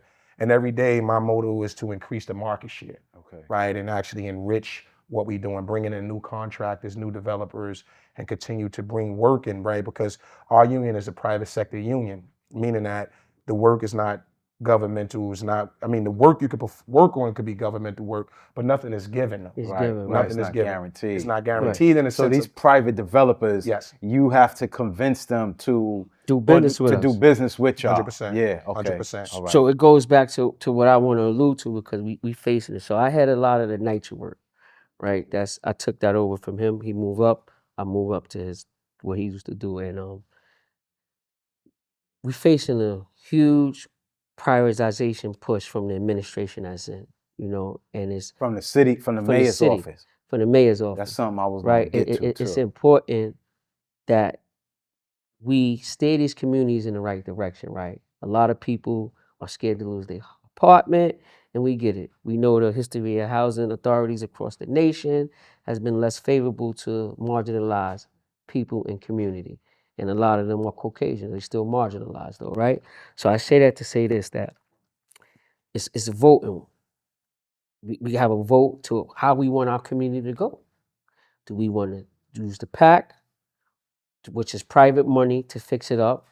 Or do we want to stay the same, Section 9, which is no money there? That's why there's no new private developments being built. Or do we want to use the trust? Now, as a unionist, in my union, we favor the trust for various reasons, right? For one, it's like Section 9 with the money to fix it up, meaning that the power stays in the community, right? Like for example, Miss Corinne's title, she will be able to control how her development is built. She'll talk to constituents and the people of the community. They could pick what they want, but it ultimately remains in the public's hands, right? We can't let these developers, like right now, I could know 3-4 developments. If me, you, and Just come up with 20,000, we could buy it, you know? And that's NYCHA's plan on trying to solve the repair, but it's not what's best For the people in the for the community, people in the gonna community, get because displaced. you know the project was set up for working class people. You want to leave it to your grandkids. You know it's hard to live. You know what the mean income in the NYCHA developments from 26,000 to 32,000. It's not me talking. This is what Yeah. the data says. That's no money, man. I paid double that in taxes, right, for a year, and I'm just blessed that's for my union. But I come from the projects, so we have to help them and spread light on this issue. Like, hey, listen, what about my grandkids in 100 years? Are they going to be able to try to get into a union or survive a little till they go to school and get a better job? We got to think about Yeah. that. So, you know, if you have a choice, we're given a choice to vote. Some projects or developments don't even have the choice. They just giving them the pack. And that's not right, because it's like, all right, yo, here. And this is NYCHA's stance on this situation. Is like, well, you better be lucky that we letting you vote as opposed to just giving you pack. So yeah, I'll just, you know, if Just might want to I think expound, is and you that similar expound. to what happened to Chelsea Elliott? That's what's over going there? on. I'm Like that's what they we got think. the hostile takeover, So, right? but Like let's they got the short end, I think. Nah, but let's look at it though. Let's talk about that. Yeah. Right? We sharp. We know how to read the room. So who you think owns Chelsea and Elliott houses Housing though? Yeah. Right. now, or that was a NYCHA. Looking at the area, you Looking know where at the the area, area though. is, right? Oh, You know where the area is at, yeah. right? So it's in proximity to what?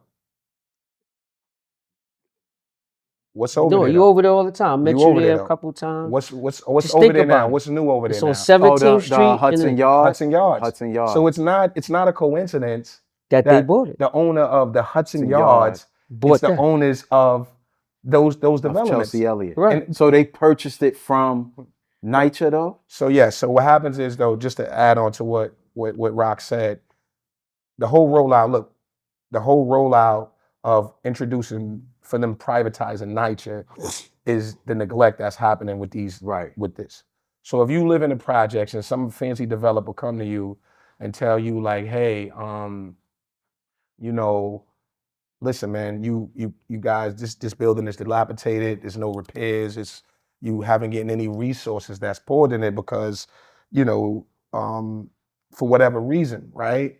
But what if we tell you we have a plan that, quote unquote, you won't be displaced and aesthetically it'll look better. You want this building to look like this building over here? Right. Yeah. So that's one element to that. Yeah. And what I'm saying is, now that developer, because it's an RFP that actually takes place, and it's Tell them supposed what to an be. RFP means. No, I mean a request for proposal, right? Right. So, but now each developer actually was supposed to submit their RFP for that development. For me, it's not a coincidence that Related is the developer that actually won that RFP, though, right? I mean, now at one end, maybe you might, and I'm not saying nothing nefarious happened. I'm saying that, you know, it's not a coincidence that they was vested in that area. Now, if I'm Related, I would be, you know, wanting to be vested in that area too. Yeah. But now, what we're talking about happening though, hasn't happened since the NYCHA organization, since NYCHA was established. We're talking about demolishing a full buildings though. complex though. Yeah. Like this is unheard of though. Yeah. And to me, that is scarier. That is scary, what I'm saying, to setting a precedence on what can actually happen though. For sure. Right? It happened in Now other the other part states. to it is this though, right? This is the part that I've sat down with some electeds that are the grand architects about, Rad Pack. And we have our differences of opinion about it, right? I personally disagree with it, right? But it's here, Yeah. right? But personally, I disagree with it. And professionally, I'm mixed on it, right? In terms of that, I don't. So I'm like, listen, the comptroller did a report that said that there are more evictions that has happened under the Rad Pact. And she says to me, no, she rejected that. And I'm like, yeah. I said, well, let me tell you something that I know that, because I'm a NYCHA baby. I'm born and raised in NYCHA. And one of the things that, although we might have had pissy elevators, gunshots, all kinds of Drugs, things, anything. what was one of the things that we felt good about? Security, though. Yeah, being able to go home. Security, Always right. had a roof, yeah. Always had a roof, Yeah. right? No matter what. Not many of us was getting displaced and kicked out. At the end of the day, I could go back to mama crib, auntie crib, I could be on the couch. HRA. Check it now. That's under Section 9. That's traditional NYCHA. Right. So what happens under Rad and Pact, they convert the vouchers to Section 8, which actually tap more funding now, right? But what happens with the voucher being Section 8 now and owned by a private owner now? They get to run it how they want. Now, we know people that was on Section 8. Could you live with that person on Section 8? Nah. Right. And if they find out you lived with that person, you're going to lose the voucher. You're going to lose the voucher. And if you lose the voucher, you lose the crib. You lose the crib, yeah. So this is the part that, so she's like, oh, yeah, I said yes. So that's the fear. And this is what's happening. Listen, and I don't want to spend too much time on this, but just so that we clear, NYCHA represents a third of New York City. It's 600,000 on people on paper, though. That's on paper. Yeah, they say it's like 800, really. Yeah. There's only, what is it? It's about 5 families How many now. people? Yeah. What is it? 2 million people in New York? Yeah. Like, we talking about 8. 800,000, though. Wow. Half of New York could be living in NYCHA. Yeah. And to just add on with that a little bit, and I'll let you ask your question. Like, it's an aspect of why the union prefers the trust, right? The community higher about that, and this is a part of what we do. So what that looks like is that, I may go into the community and say, listen, man, we're gonna give set amount of people a job in this community. Now, we already know the median income is the highest is 32, 36, right? This is the data, right? So if we come in and say, hey, listen, we pick trust, what happens is that we could get all these kids that's starting this trouble out here, and the lady who got us in this office, she knows this, she helps me, she try to save these community from within, where it's levels that we can't even unpack right now in this little thing, but the community aspect and the community higher aspect is important, because right away you go into making that $88 package, right? So in essence, you kind of like, we'll put you right in the union, you're making what somebody's dad would make. So that looks like with a regular 40, about 90-something thousand a year, right? A lot of these developments have worked for 3 or 4 years in one shot. It's just put in whole communities. I put on whole communities that they thank us, him more than me. You know what I'm saying? Because now I'm in what he used to do, and I'm just helping these communities. So what that does for a community, right? The quality of life goes up because the dudes causing the trouble is working. Right. The ladies can come out and enjoy the thing, the people, and you get to save a little money and help your family. Yeah. You worry about your rent going up. We as men, Manolo, we pay the bills. Facts. All right, one check. Some months you got 5 checks. Put that $1,300 on the table. Facts. You living with your mother. Facts. You got 4 other checks to run around with, which is still 4,000 or 5,000. Yeah. Fuck if our rent go up, pay it. Pay it. And we forcing them to make you pay because we putting you to work. Yeah. And what it changes their life, because now, once that project is over, the union is going to take you to the next project because you're a Section 3 worker. So that's a little bit with that, but it's a little deeper. But I just wanted to touch base on that as far as Yeah. That's concerned. And go ahead, No, Joe. I was saying one of the things I also wanted to emphasize what's happening in this industry is this, right? I'm gonna ask you a question. When you think of construction workers, non-union construction workers, workers that are being exploited, that are being taken advantage of, and don't think too hard, but Yeah. describe what that worker would look like to you. I think it's They- I think that That's it's fine. That's fine. I think that it's people like Latinos. Right. That's what I think. And I think that, and that's something I want to tell you. I do want to, that's So a then big question that I hold want to your- talk about. So And so let's go there now, right? Right. So what I hear when I speak to dudes, because first I want to make a statement. Like, part of why I wanted to sit down with Jus and J-Rock and talk about getting into the union. One, they already said how much paper's involved. Two, you know, the opportunities of career growth that's available to you, 100%. right? And you know, it's something that you could do to save your neighborhood. These people is coming for these neighborhoods, man. If you look on NYCHA, if you look on a map, I got a map around here. I'm gonna show it. Most NYCHA properties is on the waterfront. Prime development. It's on a lot of it is on the waterfront. They coming for that. They want that. They will displace you, your mother, your grandmother, your sisters. They don't care. These private developers, they want it, and they will get you out of there. One of the ways for you to have power is not only to earn, right? It's to earn money and be able to have a voice in the community, right? But it's also to be like civically active, getting involved in some of these conversations that they talk about with the community. I hear a lot from different TA presidents that the community don't be involved when these conversations come up about what's going to happen to the neighborhood. They get involved You know when what it's I'm saying? too late. When it's too late. So you got to get activated now. Like, you got to get activated in the politics of your neighborhood, check in with your TA president, but also get into the union, get some money so that you could contribute to the household here. Like J-Rock said, the rent might go up some. Put one of them checks to the rent. Put one of them checks to the rent. Save some money. Wait, don't jump on a to go get Louis a Vuitton in a Louis car. Vuitton or Housing Connect Yeah. lottery apartment that's gonna take you the gotta majority use of the your income. system. You gotta use the You know, system. and it's like we not using it, we're not taking advantage of the system. So, but you answer this question, but you answer it kind of wrong. And I'm But surprised with that the you Latinos getting yes, taken but I'm advantage of? surprised at it. I'm gonna let him finish, but I'm Yeah. surprised at it because and it's not. you Sorry. you call me a lot for this though. Yeah. Like it's you call me in a job of down, yo, I need you to help this Help person people, out. yeah. Who would that be?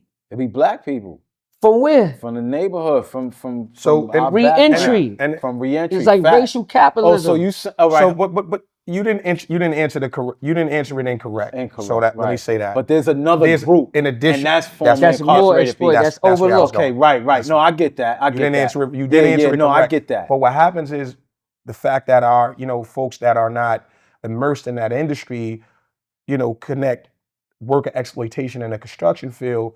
It's only being relegated to a one group of people. And what we're here to inform folks about, like, no, the racial capital that's happening, coerced labor that is taking place is black and brown. When I say brown and I'm saying Hispanic, I'm speaking about American born. American born. born. They are being And I exploited. want to talk about it. That's a big thing I want to get into. Yeah, they are being exploited at an alarming rate. This Yeah. is what's happening, and especially with our jurisdiction of work. Yeah. This is what's happening. These contractors and developers are complicit to the exploitation of this disenfranchised group of people under the guise that they are rehabilitating or actually lending some help. But no, you are complicit to this. You Right. paying someone $15 an hour, knowing that they can't even live off of that, doing work where their lives are at risk, doing dangerous work. And this is, and we need more of, and I'm asking to have more, Light shown on that. shown light on this, Right. more elected officials, more people in communities stop having people being exploited. Let me ask you this. These contractors or these people, the employers, are they able to exploit and undermine native born American people, so black or brown people, or put them at a disadvantage as far as working? Is the reason, because this is what my conversations that I have with people say is that the reason why formerly incarcerated people or American-born, Black or Latino people is able to get taken advantage of on jobs is because of the immigration population. And so like the immigration population, Latino population or whatever it is, they get exploited. That's why I said that they get exploited because they will take low wages, right?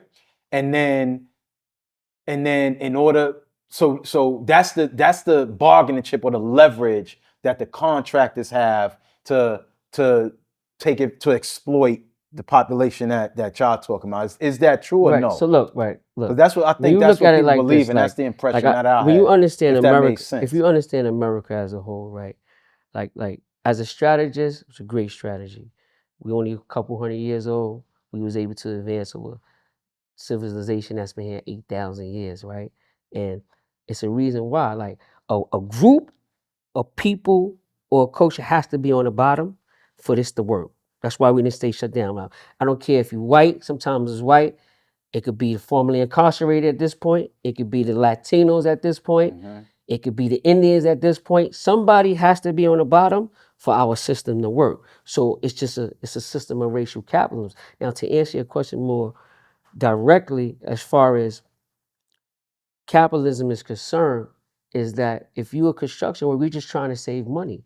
So they hire these body shops, which I'm gonna use Just. I would go to Just and I would sell labor. He sells labor. So I'm paying just $50 an hour per person for how many people, and he's paying them 15 to 20.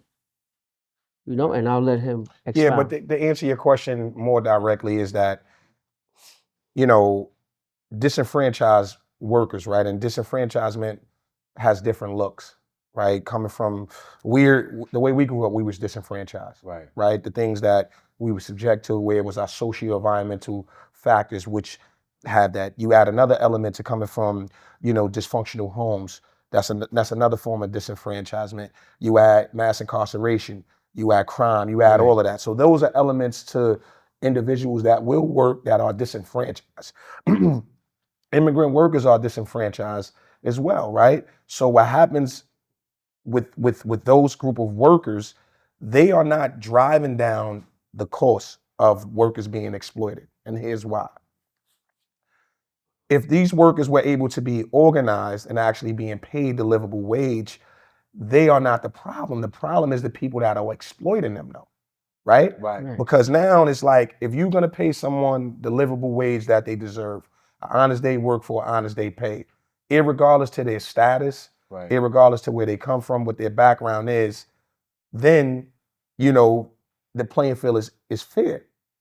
But what happens is, this is what they do, is they're gonna have another group think that it's another group the reason that wages is being lowered. Right. And we know and understand that that's not what it is. So now, can I fault someone that has that is undocumented or have status questions about them subjecting themselves to Low wages. low wages? I mean, because look, their money might go far with them. They might have a different strategy. Granted, I might say on one end, one may argue that, that's messing up that's messing up the scales. But we know and understand that capitalism is one of the things that actually drive the economy, drive that. So I don't want to get into a blame game of the workers, right? Because the workers, I want everyone to always remember, workers are never the problem, though. The workers aren't the problem. People are just trying to feed their families just as much as they are trying to feed their families. And in fact, some of them are actually doing work that some of us might not even do or want to do. Right. So, but to me, the problem are the people that are exploiting them, though. And there should be measures in place that prevents people to be exploited. Right. There should be measures that's in place for that to actually stop that. But what I want to do is but what's important, though, and this is personal to me, is that when we talk about workers that are being exploited, it only has one face in the construction industry.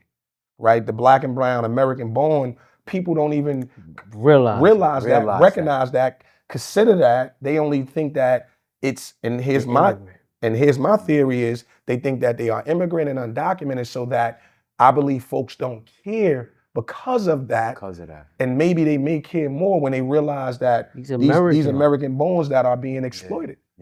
Yeah, that's an interesting perspective. You know, it's just especially me doing reentry work, and then you know some of my friends, you know, people that I speak to. That's just a common grievance that come up. Is that what you saying? Like that the two groups, for lack of a better term, being pitted against each other, where the real problem is the companies or people doing the exploiting, not the individual group. But to take it a step further though, Pace, man, I'm gonna tell you this, man, right?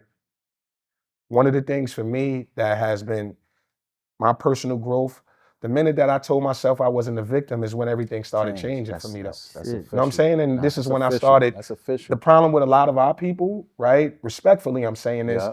folks brothers and sisters are coming with this victim mentality, right? And not constantly blaming someone instead of taking some accountability. As far as I'm concerned, none of them is outworking me. That was my mantra. Right. Like, you know what I mean? I don't care. I'm motivated. I see him chipping, I'm chipping too. I'm not giving up. It's like a fight. Right. It's a battle of attrition, right? I'm staying in that. And I think that some people are actually, you know, allowing that narrative and using that narrative to justify them not doing themselves. Because when I tell you there are a plethora of opportunities out here, programs. I sit on the board of a Pathways to Apprenticeship, which is a program that is specifically targeting reentry population, Black and brown. Nobody wants to go. Going there, actually bringing them, giving them access to whatever trade they choose. Right. Whatever trade they choose, though.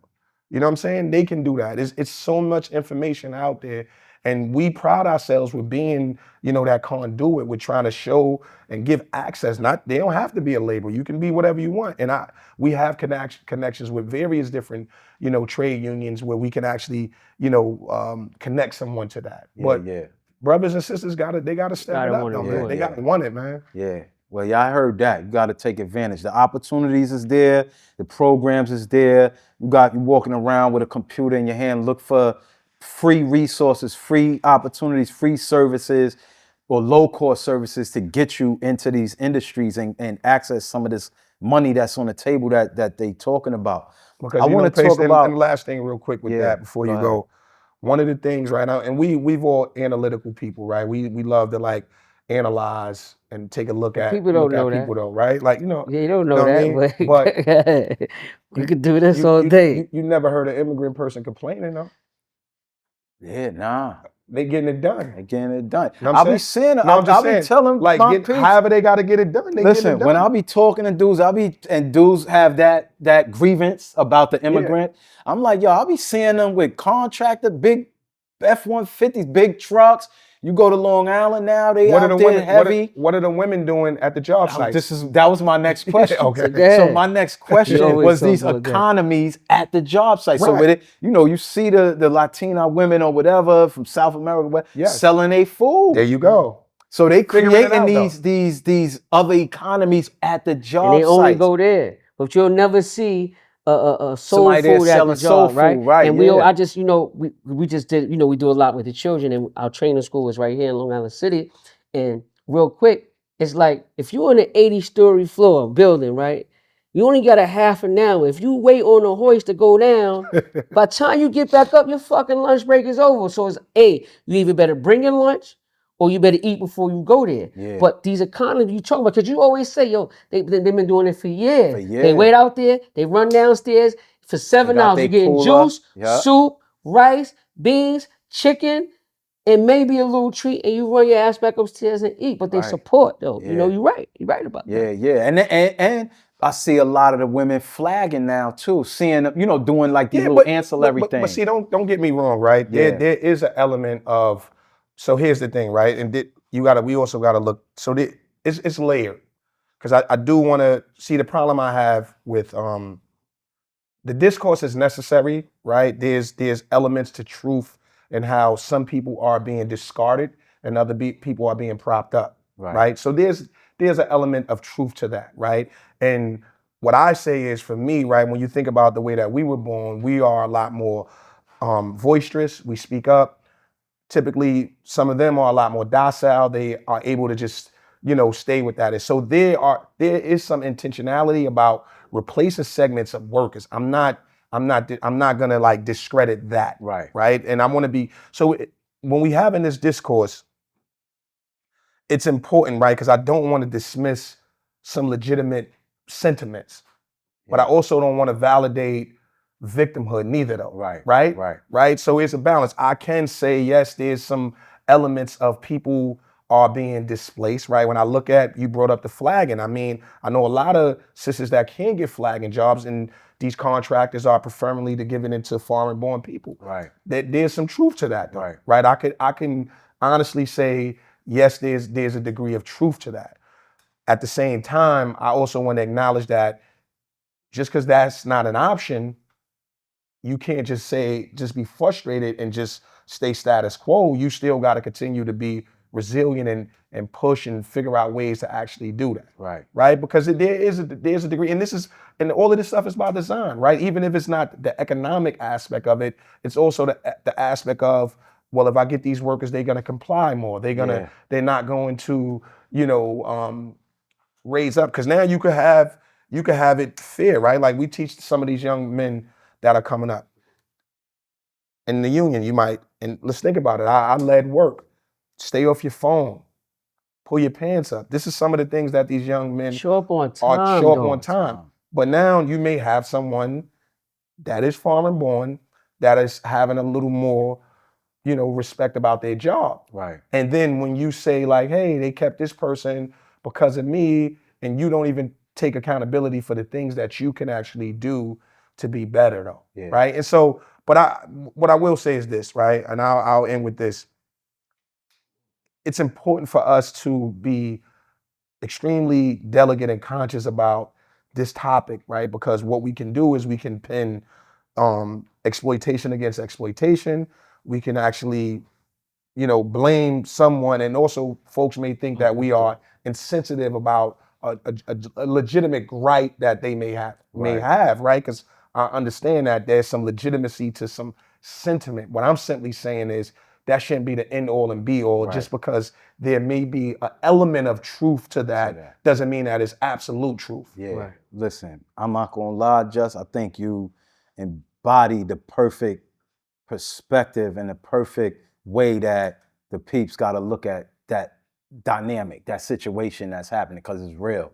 So I appreciate that. I appreciate both of y'all sharing that perspective, around that, and the truth, being insiders in the way that y'all are, bringing that level of clarity, I think is important, because for a lot of people, including myself, I think didn't really look at it from the way that y'all just shared of how it is. And I think and now hearing that, I believe like that's what it is. You know what I'm saying? The way you laid it out, that's what it is. And it is complicated, and it is, the onus is on the individual to make sure that, okay, you encounter that might be how it's affecting you. Find a different way. Ask them questions like how you was talking about earlier.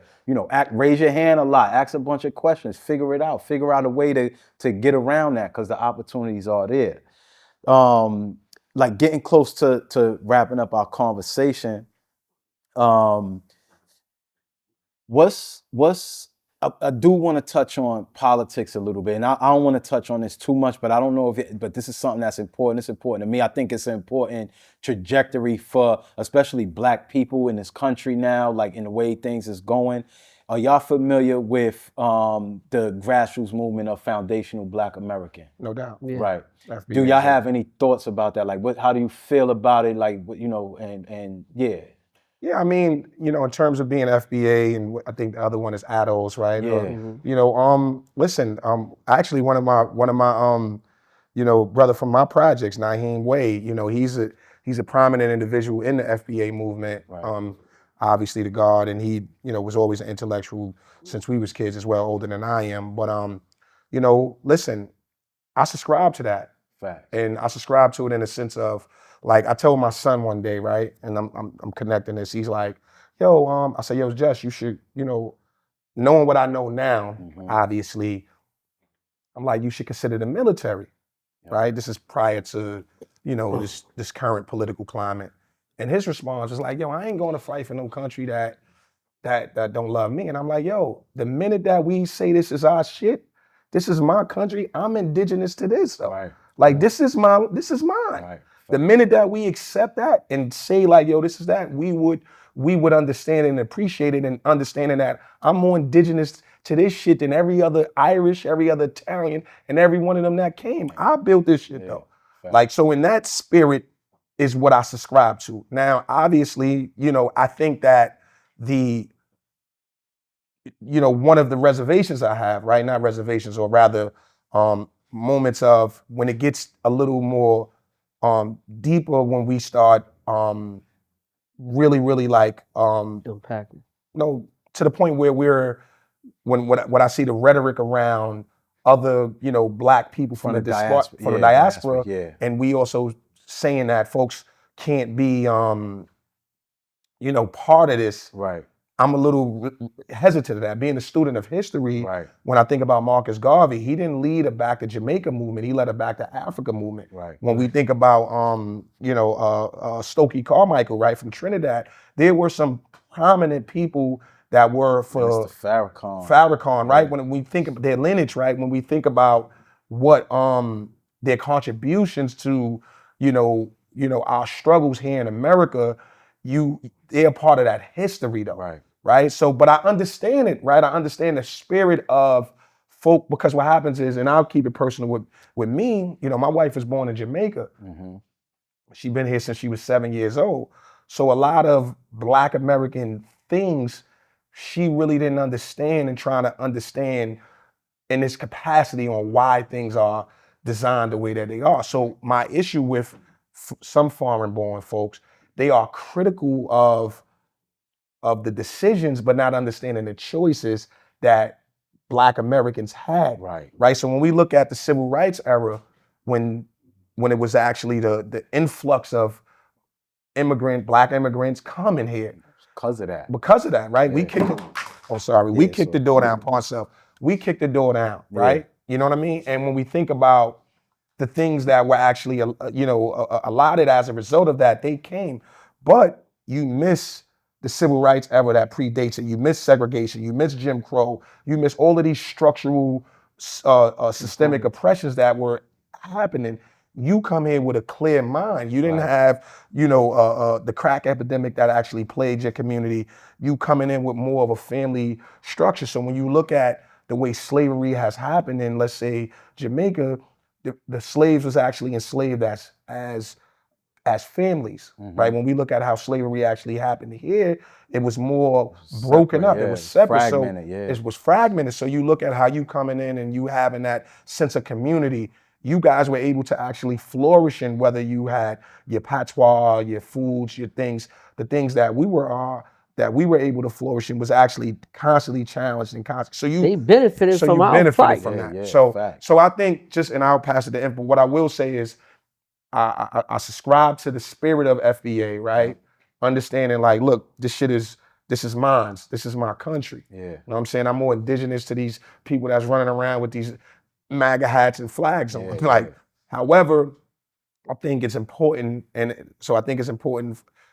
maybe the reaction is because how some, and I've heard some from the Caribbean community, are extremely judgmental to the Black American. Absolutely. You know what I mean? Extremely judgmental and critical and speaking ill of us though, because when I think about, this narrative about folks being lazy, like, yo, my grandmother scrubbed floors though. They came from the South. Like, who built this though? Like, what are we talking about? This is Black Americans built this though. Enslaved Africans built this. All the This laws wasn't built by immigrants. It wasn't though. Yeah, and I take umbrage to that personally though, because it wasn't. Right. It wasn't though. Right. You know what I'm saying? It wasn't though. So, but I think we could do more together, right? In terms of folks understanding that it's sort of like, I'll say this, it's sort of like I could be in solidarity with women and their grievances, but I also know I got to take a seat in the back to allow them to actually speak, because I'm not a woman though. Right. So that don't mean that I'm not on the front line with them. Right. But their voice should be heard, and I think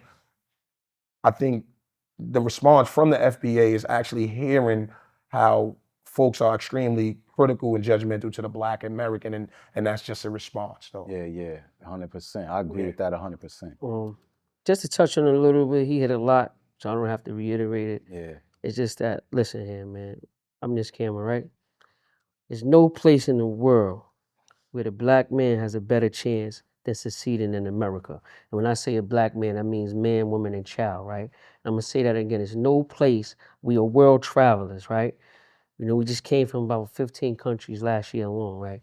There's no place in this world that we as black people have the chance of succeeding. And what that looks like, right? We could go deep. There's many layers to unpack. But to your point, and just as a point, get involved locally and federally in politics. It's very imperative because if you can shape the laws that govern you, why not do it?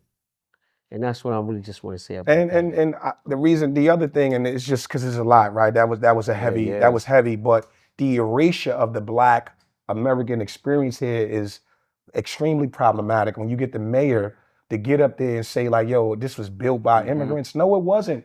No, it wasn't. Where's your empirical evidence? Right. Like, no, was it? And I granted, I understand. And then you get, the public advocate. He, alluded to that. Like, yo, listen, and respectfully, I respect them, gentlemen. I respect them, but I would tell them to their face, like, you are emphatically wrong. Right. Right. And this erasure, so they are part of this.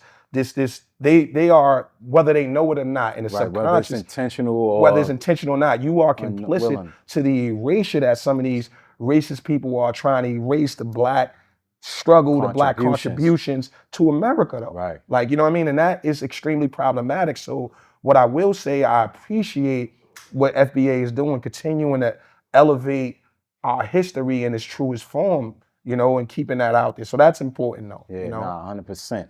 And like you said, I ascribe to it too. And I think it's on foreign-born Americans. It's their responsibility to enlighten themselves a lot more because the information is out there. Black people, FBA people, been documenting the history here and the experiences here since the beginning of, since 1800s, before that.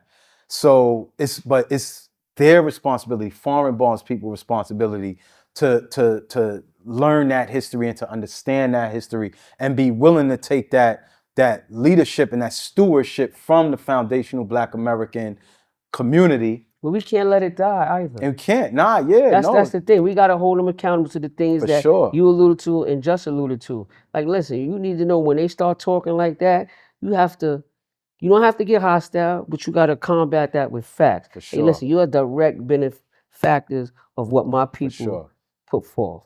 And we still have to keep doing it. That's how you do that. For sure. That's it. They don't want to get intellectual with you because they think you can't. Most likely it just goes into a screaming match, but you don't have to do that. Talk calm, state your claim, and you'll be heard. Yeah. So what's some thing that's inspiring you right now? Like, what's something that's inspiring you and keeping you positive? Yo, my kids, man. You know what I'm saying? My kids is my everything for me, man. That's, like I said, man, my kids heal me, so I'm able to heal myself. I'm constantly, I'm just excited to see where they're gonna go, like how they evolve, right? I'm very in tune and into them. They're my balance. They're my reason that I always strive to master discernment. And that's what's keeping me going, right? I understand. I remember on a job site, I had this foreman, Black guy as well. And as an apprentice, and it's funny that my deputy foreman was a foreign-born Trinidadian, but he one of the best brothers I met, very sound-minded to this day, a mentor, been, Joel, he's been extremely supportive. But I was chopping for 40 days straight. I was on a gun to the point where my hands was hurting.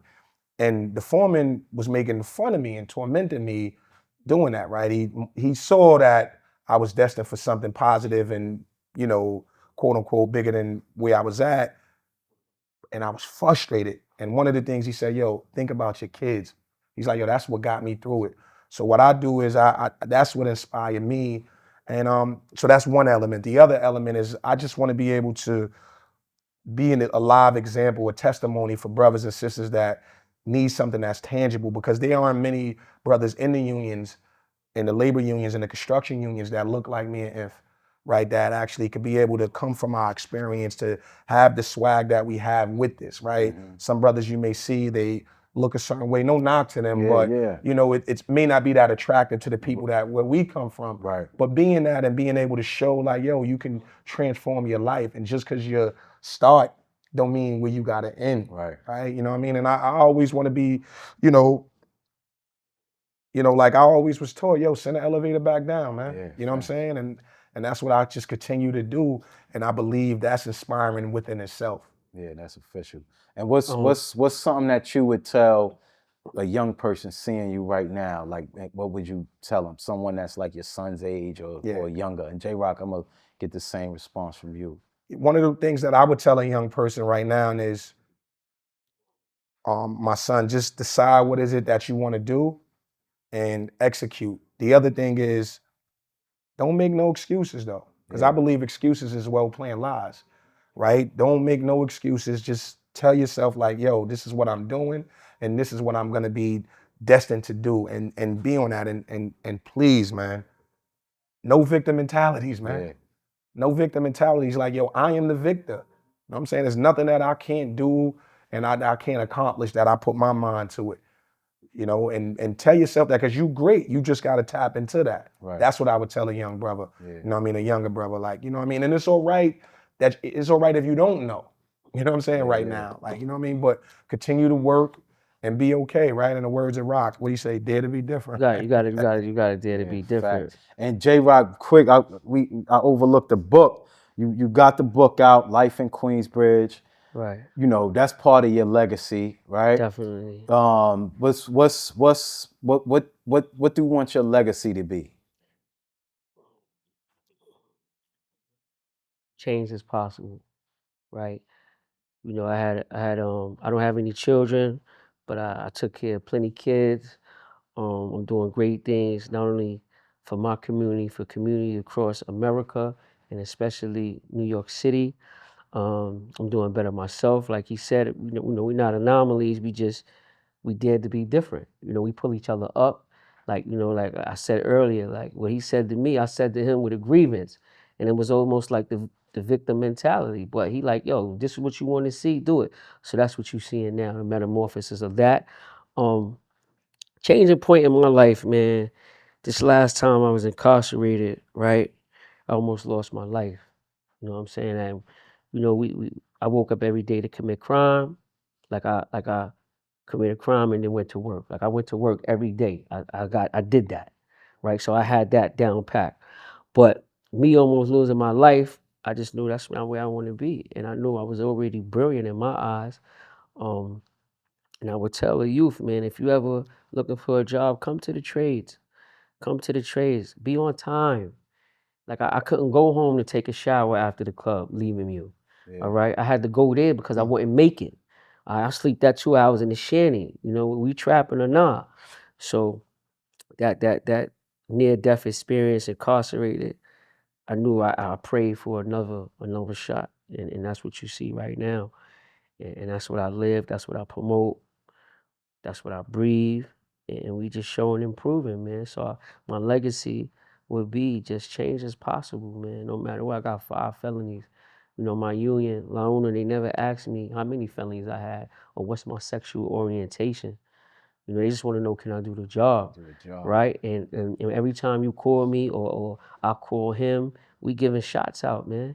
And I'm gonna always give a shout out, but you gotta step up, man. $80 an hour is a lot.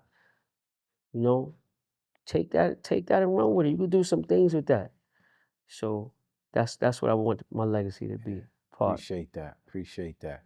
Listen, man, like again, I knew that I was gonna get as much wisdom out of y'all as I got today. Yeah. I learned a lot. I got some new phrases, even using Amazon. foreign born. Yeah. Like that's what I'm saying. Like y'all, foreign born and the gem around how to look at what that economy looks like, right? And the politics of everything. And you got to use your people. Real quick, you got to use like pay. People would never think that we talk like this. We didn't start talking like this, to having these deep conversations. We like he's a king in his own right. They got a crew called Get It In Bricks. Like they was brick boys. So, but during that time that we was, I like to call self-medicating, figuring out our way, we still had political conversations. Conversation about advancement of others. We advancement. Like we'll say, yo, listen, man, your plug, he got a price. yo, we get together and buy more. We did that. Right. If I had a better number, we did that. Right. Him. So it's just these conversations, people is gonna be surprised, but we always had. Now we just having it in everything legal. Everything legal. And the one of the most important things that is important for me is that if you look at subjugated groups of people that are disenfranchised and whatever that look like, we're the only people that are constantly being taught that the white man is making this bad for us. And I think that conversation from our politicians, this shit is problematic though, Yeah. right? Because motherfuckers is coming here getting it how they live with all kinds of, Handicaps. impediments though, right? Yeah. I'm saying impediments, right? Impediments. All kinds of impediments. But yet the rhetoric is not talked to them like, yo, you got those impediments because of the white man. Right. And I'm saying that shit is problematic. That shit is old. Yeah. Like, you know what I'm saying? Ain't no white man stopping me from doing nothing though. Yeah. And ain't gonna prevent me. Cause I went and got and took everything that I wanted. I knew what I wanted to do and I went and did it. A motherfucker told me, yo, you ain't gonna get hired. I was working 2 jobs. I was going to college. I was working 2 jobs and going to college at the same time. Where person telling me, yo, how you do that? I'm multiple degrees. This is what I'm doing. And I'm a kid from the project. So I think, what I know is those talking points about the white man is the problem and white supremacy, that shit, man, I'm tired of that. Yeah. Like, you know what I'm saying? I'm tired of that. Yeah. Yeah. Right. And here's why. And again, don't misinterpret what I'm saying. I'm not dismissing systemic oppression, Right. systemic racisms. I understood it. I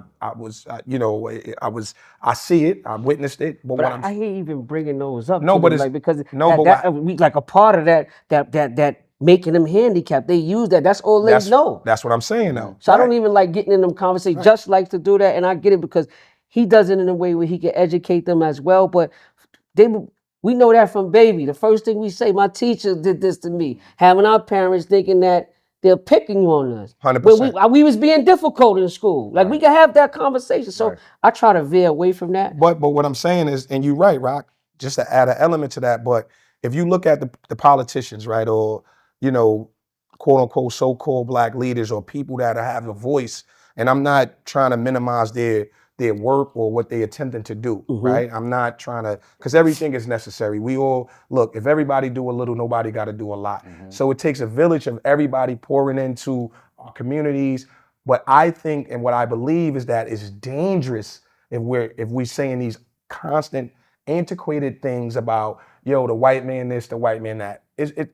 What it does, it is indoctrinating our babies in a way of being raised with a handicap, with already thinking that they're not going to be able to do something, or this person don't like me, right? Case in point, right? My daughter plays lacrosse, right? And she's a phenomenal lacrosse player, Absolutely. right? She's 13 years old. Sometimes she's the only black girl on the field playing lacrosse, right? And she's the best player on her team in her high school right now, her JV team. She wanted to be a midfielder, though. So to be a midfielder, you got to be able to catch and throw with both of your hands, and you got to be able to run and have that endurance. But at a time where, and it's kind of like, quote unquote, a little glamorous spot. Do I tell my daughter she's not going to get that position because she's the only black girl? Now, even if there's some truth to some of that, truth out of season serves no purpose. Yeah. So me putting that in her mind as a baby, how you think she's gonna go up in the world believing that? So that takes away the confidence. My confidence was because my pops always told me, yo, you great. Yeah. You can do anything you want to do though. Yeah. So you gotta own the space, you gotta own the moment, you gotta own the opportunity. And that's the part that I see is also dangerous, even for some elders. Right. You know what I'm saying? We running around, we getting caught up with this political discourse like, yo, this white supremacy shit, man, get out of here, because motherfuckers is thriving, hence foreign born people, and ain't even worried about that shit. They navigating it. You know what I mean? And if you want to be technical, right, just in terms of hierarchy, they could be, because of their status, could be below us though, right? In that sense. But motherfuckers is figuring it out without a problem though. Yeah, they navigating. They navigating it. So that rhetoric is extremely, is harmful to us though, and we have to get away from that. Yeah. Listen, The wisdom. That's what I'm gonna be bringing. You know, I'm gonna be bringing people that I follow, people that I revere, people that I learn from.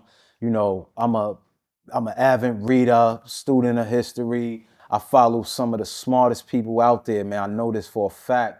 And my goal is to bring this to you, bring this to your attention, bring some of the thinking and the conversations, and try to get you proximity to the people that I follow and that I watch. So, you know, it's on you now. I'm gonna create the platform. I'm gonna create the I'm gonna be the nexus for you and for the people that I think can enlighten you and empower you even more than just explain that you possess already. You just got to take advantage of it, man. The responsibility is on you. The responsibility is on you to seek this information, to sit with it. Might be a little boring. It might be redundant It's in definitely times. not boring though. It's not boring. It's You not just got to boring. get used to. You got to develop the intellectual discipline that it takes to be able to absorb this and then apply it. If you don't want to do it now, you're going to have to eventually, man. You 16, 17, 20. You don't want to do this shit now. When you get 30, 40, you're going to have to. You ain't going to have a choice. You Now ain't going to have a choice, we got to man. make this barbershop talk to the point where it's like it's the norm because it's effective. Yeah. Effective in many ways of a person's life, man. You know, I have my personal story is Life in Queensbridge. You get it on Amazon. He has a book coming out, and I probably have something else. We just doing a lot, man. We helping Yeah. and progressing. And you use your platform. You know a lot of people, man. You did a lot for the community. You know what I'm saying? We have a history. Like, you know, you have your own. Maybe I'll interview you one day on your own shit. Yeah. You know, I look forward to it. And Man. one of the wishes I have, right, Pace, for me, like I look at this when I think about things that's happening in our communities. We think about the crime, right? We think about gun violence, young brothers that's losing their lives 15 years old. It was crazy because we talked about like, yo, although we had our struggles and issues, but to be able to be unalived at 15, that shit wasn't really like, and that shit is traumatic for me. Like Right. I realized my growth, one of the, like the video came through, I couldn't even watch that. Like, and like, you know what I mean? And I don't even want that being sent to me though. Yeah. Like, but I think that, you know, if folks truly care about gun violence, there's a comprehensive approach that they could do. I always say, if you go to a bar, right, and you're drunk, but the bartender keeps serving you liquor, you go out there and kill someone in the car. There's in some states, there's liabilities to the bartender being complicit with Yeah. that. So I'm saying that when you trace back that gun, why that gun owner is not being held accountable, Right.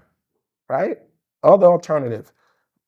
Listen, mandate them to actually get a trade, right? And I say everybody get a trade, right? There's so many different trades. I'm gonna just name a few for them, right? Because I didn't know all aspects. You have a laborer, obviously, we're laborers, but you have an electrician, you have a plumber, you have a steam fitter, you have a carpenter, you have an iron worker, different forms of iron workers, ornamental, structural, right? You have an insulator, Insulators covering them pipes covering right them there. They get a pipes. bunch of money, man. Just putting the fucking that fiberglass on the pipe. Super money. It just did. Operating engineers, though, right? Building operating engineers. You have painters. You have bridge painters. You have glaziers, right? I You think it's have site safety. towel. You have towel and terrazzo, marble. It's so many different trades that's out there that you can actually do. And I'm telling you, like, yo, I wish we could just organize all the projects though. Like, you know what I mean? You Go living look in for there, you jobs. getting a trade. Do that. Go to your tenant association heads too and talk to them about you getting a job. Get on the Section 3 list. Like if we commit a felony, we go to jail. We go over 35 miles an hour, we get a ticket. We have to hold the government and these corporations that do business with the government accountable for giving us that 30% of whatever millions they get for us.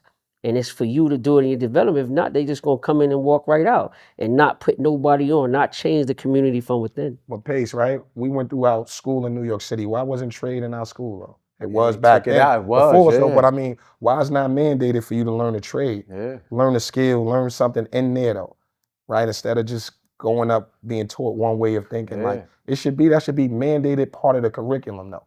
or you should have that option where you have to. You see dudes go upstate, they mandated to take a about to say trade. that. Why you not mandated to go on Yeah, school? it should have to happen. You should here, have that. That should be part of your graduation curriculum. You have all of these different options in school, and you have to take one of these things. Trades. One of these trades, though. Yeah. Listen, Just, Infinite, I appreciate y'all. Thank you, man. Thank you for I'm having really us, happy man. y'all came. Yeah. Listen, like I said before, the wisdom was here. You got to take heed and you got to apply it, man. It's on us to apply it, man. I was sitting on doing this for a long time, and I applied it. It's here. It's here now. It's no stopping. So, just get used to it. You know what I'm saying? Like and subscribe. Queensbridge Connection. And, I'm gonna be bringing you more people, more wisdom. You know what I'm saying? Get ready to get civically active. How they not gonna think this is cool? They got watch day going on in here. These watches get cost civically yearly active, salary. and take some time to do something that's intellectual, man. Get involved. You know what I'm saying? You got to spend a lot of time and develop your intellectual discipline, man, and apply yourself, man. You got to get involved in politics. You got to get involved in your economics, man. And it's going to be a lot of discussions around that. But again, thank you. I appreciate it. Congratulations, man. Thank you for having me, man. Yeah. On the first one, too, man. Oh. Super dope. Woo. Good, right? We're good. Very shit, huh?